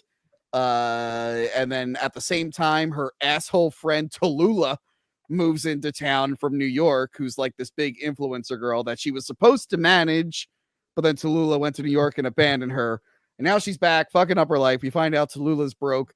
So Rachel said, it's like, I'm going to be your manager and things are going to go great. And then from there, it's just her and her wacky friends and the Gen Z shit that they do in LA and all the fake people they have to deal with and them being fake themselves. There's some cameos from some pretty funny actors, including Elijah Wood, who plays an insane version of himself. This show really shouldn't be for me. And I know you're looking at this picture going, well, of course you like this show. That's not it. I actually am enjoying the show more than I thought I would. I do like Rachel Sennett. Her humor, it kind of works for me. I really like Bottoms and Bodies, Bodies, Bodies. That's the first movie I watched her in, and I related to her podcast character more than any other character in cinema in 20. When she goes, you don't know what it's like to make a podcast. It's really hard. I'm like, I love this character. I understand everything she's saying. When she goes, you have to have a Google Calendar. I'm like, oh my God, my Google Calendar runs my fucking life because I have 10,000 co-hosts.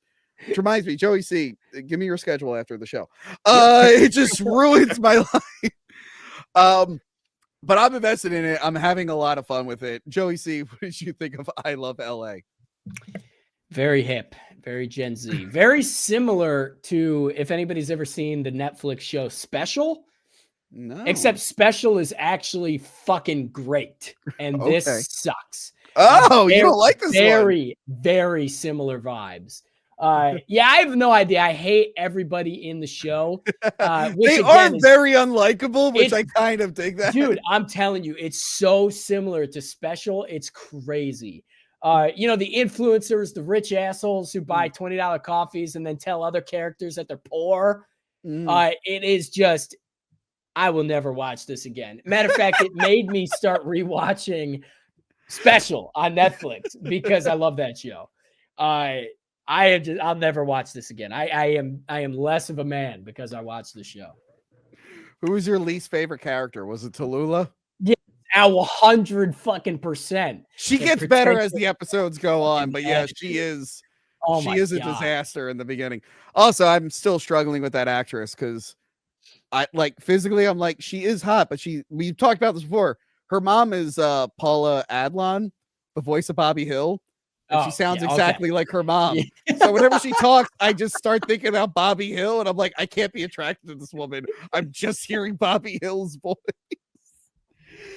Lucas C, what did you think of I Love LA?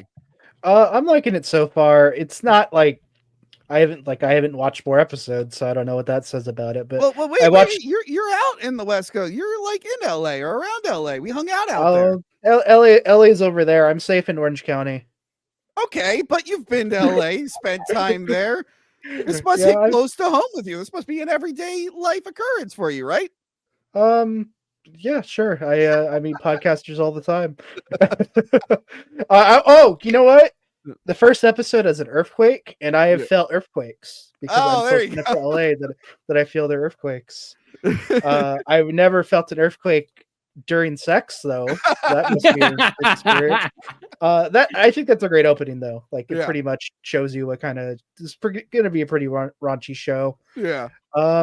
So I'm like you. I like Rachel Sennett. I like Bottoms. I like Bodies. The main reason why I was like, okay, I'll start watching this is because I was like, I should watch more Rachel Sennett stuff. I really like her. And then I don't remember the actress's name, but Paula Adlon, her daughter. I think she's like pretty good. Yeah, it's weird. She uses a different last name, but it's like Adlon with a Z. It's very confusing. Odessa something. But I liked her in the Hellraiser remake, and then I mean the Until Dawn movie wasn't great, but she wasn't like bad in it or anything. Yeah. So I didn't know she was in the show, so when she popped up, I was like, oh, okay, cool. Yeah, I would be interested to watch more of the show, especially since you said Elijah Wood plays a crazy version of himself. Oh, he's hilarious. He's like obsessed with just movie clips, not like movies and shows. He's just constantly talking to his remote. He's like Simpsons clips. Shrek, he goes Shrek All-Star movie version. Joey, I would at least watch the Elijah Wood scene. Yeah, I'm gonna that does sound super fucking funny. But I like that they're like ditzy and asshole.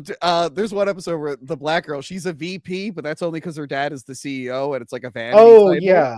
And she goes in and tries to tell a relatable like LA story, and it's like horrifying where she just basically admits to being groomed but doesn't realize it. And everyone in the meeting because it's the boss's daughter, and they have to go, well, that's very interesting. Like they can't criticize it because they don't want to lose their jobs, and they all have to pretend they didn't hear this horrifying thing. I did like her like opening scene where like she shows up to work to like pick up some clothes, and then she accidentally gets into a meeting, and she's just like, yeah, I'll take part, and they're just like, oh god. There is the last episode had a great opener where they're talking about getting a gun, and then a homeless guy tries to shoot them. That was pretty funny. The gay guy is hilarious, and he ends up getting involved with a Christian young dude, like Christian rock dude. He tries to be his stylist. And the last 2 episodes is him hanging out with this Christian rock dude's like bros, but then he ends up like being accepted by them, and it starts changing his life. It's a fun show. Again, it's not normally something I would watch, but I have a hard on for Rachel Sennett, so I gave it a shot, and I ended up enjoying it. Joey C hated it.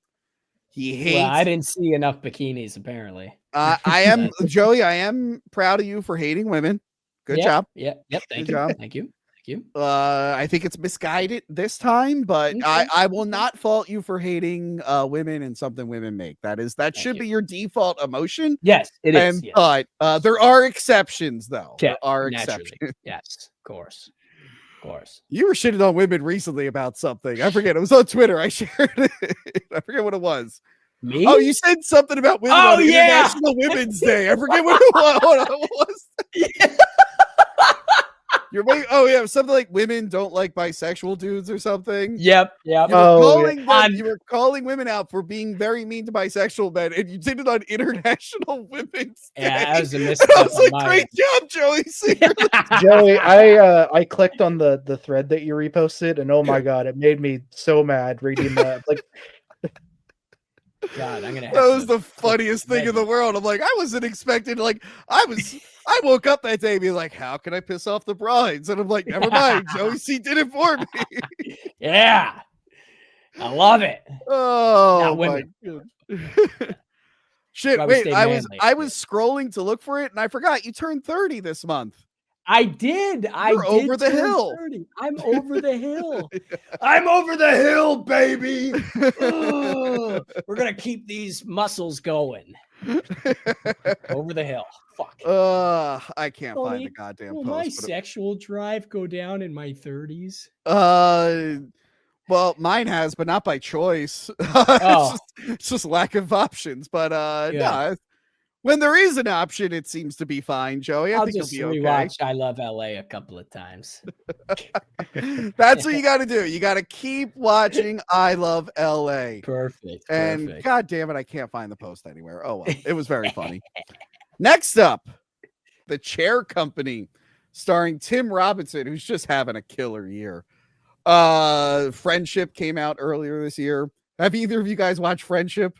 No. I loved Friendship. One of my favorite movies in years. I can't wait to watch it again. It's a very uncomfortable movie.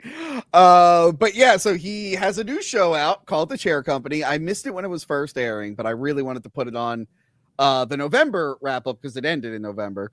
So I was like, I don't know if I'll have time to watch all the episodes, but let me at least start it because I heard it got already got picked up for a season 2 before it finished airing. And I just laser focused onto the show. I binged it all in a couple days. It tells the story of I forget his name, Tim Robinson's character. He's got a loving family, wife played by Lake Bell, who I really like, Lake Bell. He's in charge of setting up a mall. He's building like a new mall, and he has to do a presentation for his company. And during it, he sits on a chair that breaks, and he gets horribly embarrassed. And he wants to take it out on whoever built the chair. So he's trying to find out who the chair company is to complain to. And it keeps redirecting him to other things and misleading him. And he realizes that there's this weird web of things keeping him from finding out who's in charge of the chair company.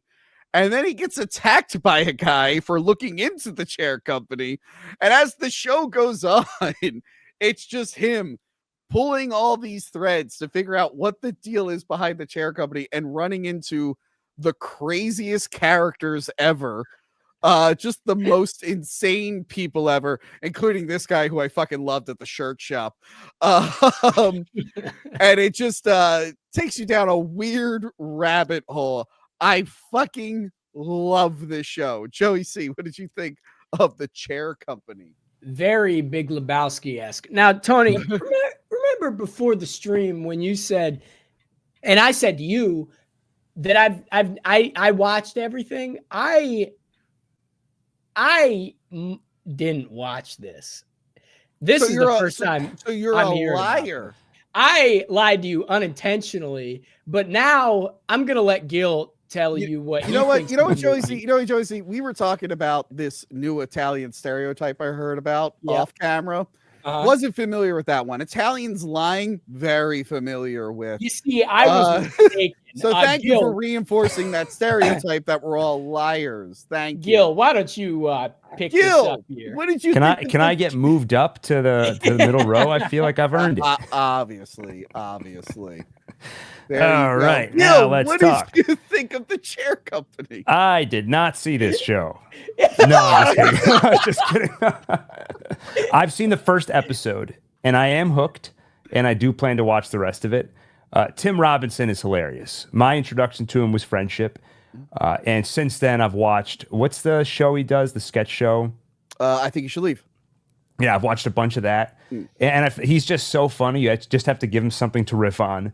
And here it's sort of a spoof on conspiracy, investigating conspiracy type thing. Yeah. And I was just trying to reflect on what exactly is it about Tim Robinson that makes him so funny, because I feel like the humor in this is very similar to his brand of humor in general, and I feel like it's like twofold. Part of it is similar to Larry David and Curb Your Enthusiasm, where oftentimes it comes from a real place. Like that is a thing people are frustrated by, or that's a thing that makes people anxious. But Larry David will really exaggerate it and sort of overstep social boundaries. Tim Robinson is also doing that in a very different way, in a very absurd way. Like a great example in episode 1.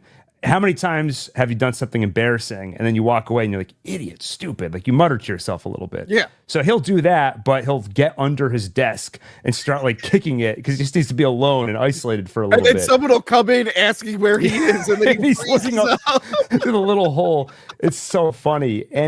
But the other part of it too is that he's acting insane and absurd, but I believe it. Like he does it so earnestly where it doesn't feel like Will Ferrell is funny in his own way, but in his comedies, he's usually acting really wacky and it feels like it's part of this absurd comedy world. But I feel like Tim Robinson, often he's in the real world and acting insane in a way that feels like organic to his character. And he's so funny. I feel like, honestly, the only places where at least the first episode were hit or miss for me are when some of the supporting characters try and do the same. Like when they're no longer the straight man to Tim Robinson, you know, for example, the one guy who didn't get the promotion, the older guy, and he's like, I realized life can be fun, so I decided to start blowing bubbles. Or the one guy where he's like, are you trying to tell me I can't have my wheelbarrow? It's an indoor wheelbarrow. Now, I will say in both cases, at first I kind of rolled my eyes, but then the joke came back later in the episode, and I thought it was really funny. So it was setting something up. Yeah. So, even when the show is hit or miss, Tim Robinson for me is hit all the time. Yeah. Supporting characters were hit or miss. So you're averaging like 90%. So it was hilarious. And from the way you described it, you talked about a lot of insane characters as the season goes on, makes it sound like maybe I'm going to enjoy the supporting characters more in future episodes. So I'm excited to see that. Yes, he's constantly running into new psychopaths, and then characters who start off kind of normal get weirder as it goes on. I was kind of explaining because there's this whole mystery with the chair company, and we were talking about like Twin Peaks before the show. Like Twin Peaks, the idea was to never actually solve Laura Palmer's murder. They were forced to do it, but it was just kind of like an excuse for Dale to be in this town and meet all these weird characters and have these different adventures. And I'm kind of hoping this does it, where we never really figure out what the reason behind a lot of this stuff is, and it just keeps going and gets more elaborate, and it's just an excuse to meet more psychopaths. But yeah, I am all in on this. I really, really like the show. Also, some genuinely scary moments in it. I don't know if you got to the episode where he's in the house and he gets a text and it's a picture of him in his own living room. Did you see that one? No, I've only done the first. Oh my God, that one's good. And it leads up to a funny thing, but it starts off as a horror thing, and it's actually pretty fucking scary. There's another one where he's like, he checks his Ring camera. There's just a guy in a Jason mask, like in his yard. And then it doesn't get brought up again for a really long time. But yeah. Well, I was going to say, I'm like invested in the mystery. Yeah. Like I really want to know where it's going. Well, here's the thing. They actually, it feels like they're wrapping up the mystery and they kind of solved it. But in the last episode, they throw 10,000 curveballs at you and it leads into different mysteries. And you're like, wait, what the fuck? I need to rewatch it out because they mentioned, I don't want to say what it is, but they mentioned something at the end. And now I want to go back and watch it again to see if I picked up on it happening in the show and I just wasn't aware of it. But yeah, it is a very layered comedy. And Tim Robinson is great at either the straight man or the wacky guy. He's always been great at that. And in the show, you're right, when he's the straight man when he has to be, and he's the wacky guy when he needs to be. And it goes back and forth depending on who he's in a scene with. But yeah, plenty of mysteries, plenty of laughs, probably the best show I watched all year. And I'm praising it so much, and Joey C couldn't be bothered to watch one episode of it. I didn't have it written down. I must have missed it. Joey, did you watch Keeper or the I Love LA or The Running Man? Did you watch any of those? You sure? Yeah, I'm not going to get to The Running Man and you're going to be like, Arnold, wait, who's Glenn Powell? It's not going to be that. No, I watched those. I just must have missed it. My glasses must have fogged up or something. The Running Man, that's where they have to walk until they die. And then it's like... yeah. Mark Hamill's in it with the gun. No, that's The Long Walk. Oh, right. Right. Oh, wait, I thought of a joke I wanted to say, but now it's too late. I want to make a movie like Good Boy called Bad Girl, and it's a cat that is aware that their owner is dying and that a demon's haunting them, but it just couldn't be bothered to help them. And it just kind of passively watches and only gets involved when they're inconvenienced. Which, by the way, guys, did you guys see Space Cat's impromptu haircut? Did you guys see that today? Yep. I'll show that later. They massacred her. I mean, it's that they weren't supposed to shave. It's a whole thing. Space Cat has half a haircut right now. She looks like a fucking weed whacker hitter. It's terrible. Well, maybe this is the time to make that movie. Yeah, that's a good point. But yes, if Joey could do that whole music video a few months ago, you should drop that. You should have like a 10-minute short film and drop it in the middle of the live stream. Fuck, maybe though, if it was riffing off a bigger movie, Good Boy, at least my Good Boy content really did not. Instead of having chronic or a severe illness, I just have like a cold, and that's like the whole thing, and then a demon's after me. But anyway, sorry, we got off the topic here. Chair Company, great. Check it out on HBO Max. Season 1 is done. It will be getting a second season. I think you guys are really, really going to like it. Oh, also, the girl from It is in it. The redhead girl. Where is she? And you guys are probably wondering why I didn't do It, Welcome to Derry. I'm reading the It audiobook. I'm listening to the It audiobook because I don't have time. I have the book, but I don't have time to sit and read it. And I will be doing with Logan what is the best modern It. So we're going to do the 2 movies and the show. So that's why it wasn't on the list. Pat Fam. Yeah. Look, we reviewed Merry Little Batman at the end of 2023. And I think we all enjoyed it for what it was. Fun, cutesy little movie for kids about Batman and his son, Little Batman. And that was like a fun one-off Christmas thing. And then I saw like a few months ago, they're like, now it's going to be a TV show. And I went, what? Why? Yep. I don't understand. But I am on a mission right now to find Batman things my nieces will like. And I've showed them a lot of Batman. And we've narrowed it down to 3. I forgot, actually 4. The Batman Begins video game cutscene where the Scarecrow gets his mask taken off. Because they watched me record gameplay for that, and then that's all they wanted to talk about was Batman taking the Scarecrow's mask off. But 3 other things they like. Tim Burton's Batman. Batman Dead End, where he fights the alien and Predator, that fan film. And just the 1 episode of Batman the Animated Series where he fights a werewolf. Huh. Those are the 3 Batman things they've laser focused on. I've showed them more, but those are like the 3 things they like. So I put this on for them, like, okay, geared toward kids, but fun enough for adults. Maybe they'll like it. They didn't like it. I also wasn't really into it. I don't know why Volcana is a character in this, other than it's a joke character that no one cares about. You just described every character on the show. Well, Man Bat's awesome. Fuck you. But it was weird because it's. Did we miss something? Because she was an adult, but then she fell in a Lazarus pit and became young. But I'm like, was that in the Merry Little Batman movie? I don't think that was. And I don't think it was either. And I had to Google. I'm like, did I miss like another special in between? There's definitely not enough people talking about this show for you to have found any useful results. Yeah. But I thought maybe they did like a second movie and I missed out on it because I'm like, this pilot of the show makes it seem like we've always known this character. And I'm like, no, they're new. And I didn't even catch her name at first. It's like okay enough, I guess, but it just didn't work as a show for me. Except I did like Ra's al Ghul as a ghost grandpa. That was kind of fun.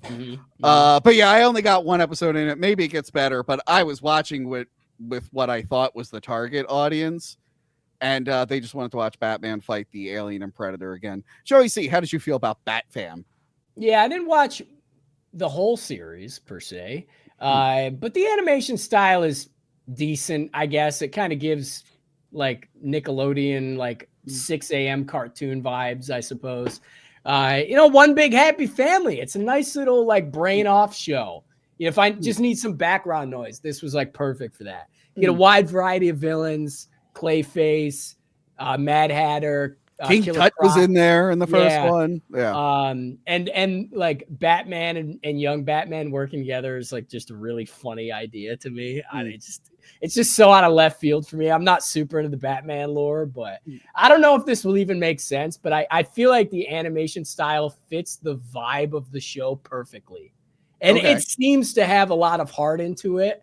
I haven't watched the whole series to find out. Yeah. And I am not sure if I will, to be honest with you. I'm not the target audience. I'm not afraid to admit that. No. Gil, how'd you feel about Bat Fam? I feel like the target audience is not just, it's like very young kids. Like kids. I was watching it with 3-year-olds. What I wrote here is I would not recommend for anyone above 3 or older. I think if you're under 3 and just moving images and sounds is entertaining, I feel like you're going to love this show. If you're over 3, you're not going to laugh really, but it won't be super irritating. Like there are cartoons that are super hyperkinetic and just loud. So if you need something to watch with your kids, I think I said the same thing about Merry Little Batman. Yeah. Like this will be okay. Though I think the movie had some stuff in there that as an adult, you'll also actively enjoy, like some riffing on the Batman lore. Whereas here, I feel like, of course, they're taking stuff from Batman, but it's so disconnected from what you know. It could just as easily have nothing to do with Batman, and it could basically be the same show. I feel like the art style, I don't mind the exaggerated look of the characters. I don't love the kind of single, like the backgrounds are always a single color with just like outlines. So you just feel like I'm in the pink room now, the green room, the red room, and then the characters are sort of floating in front of it. So I didn't mind the look of the characters, but I don't love the animation overall. But also, I don't think anybody watching this stream is like, is Bat Fam for me? But I guess there might be people with young children and they want to know. Yeah, we have parents in the audience. Yeah, that's fair. So I think this is one of those where I'll say it's not the kind where it's got stuff for you. Your kids might enjoy it, but it's not going to annoy you. You can tolerate it. Well, you know, I'm a man who examines bathrooms, and I'm noticing the urinal in the living room next to the painting. Right there. In the living room or whatever that is. You know, that is the cause for some questions that I may have. So I may have to finish this series. I don't know if that was in the first episode, but maybe it's explained in the narrative of the show. I did. I pitched you this video, Joey, over a text in October because I think it was Friday the 13th, part 2. You see Jason Voorhees' bathroom because he's been surviving like in this cabin.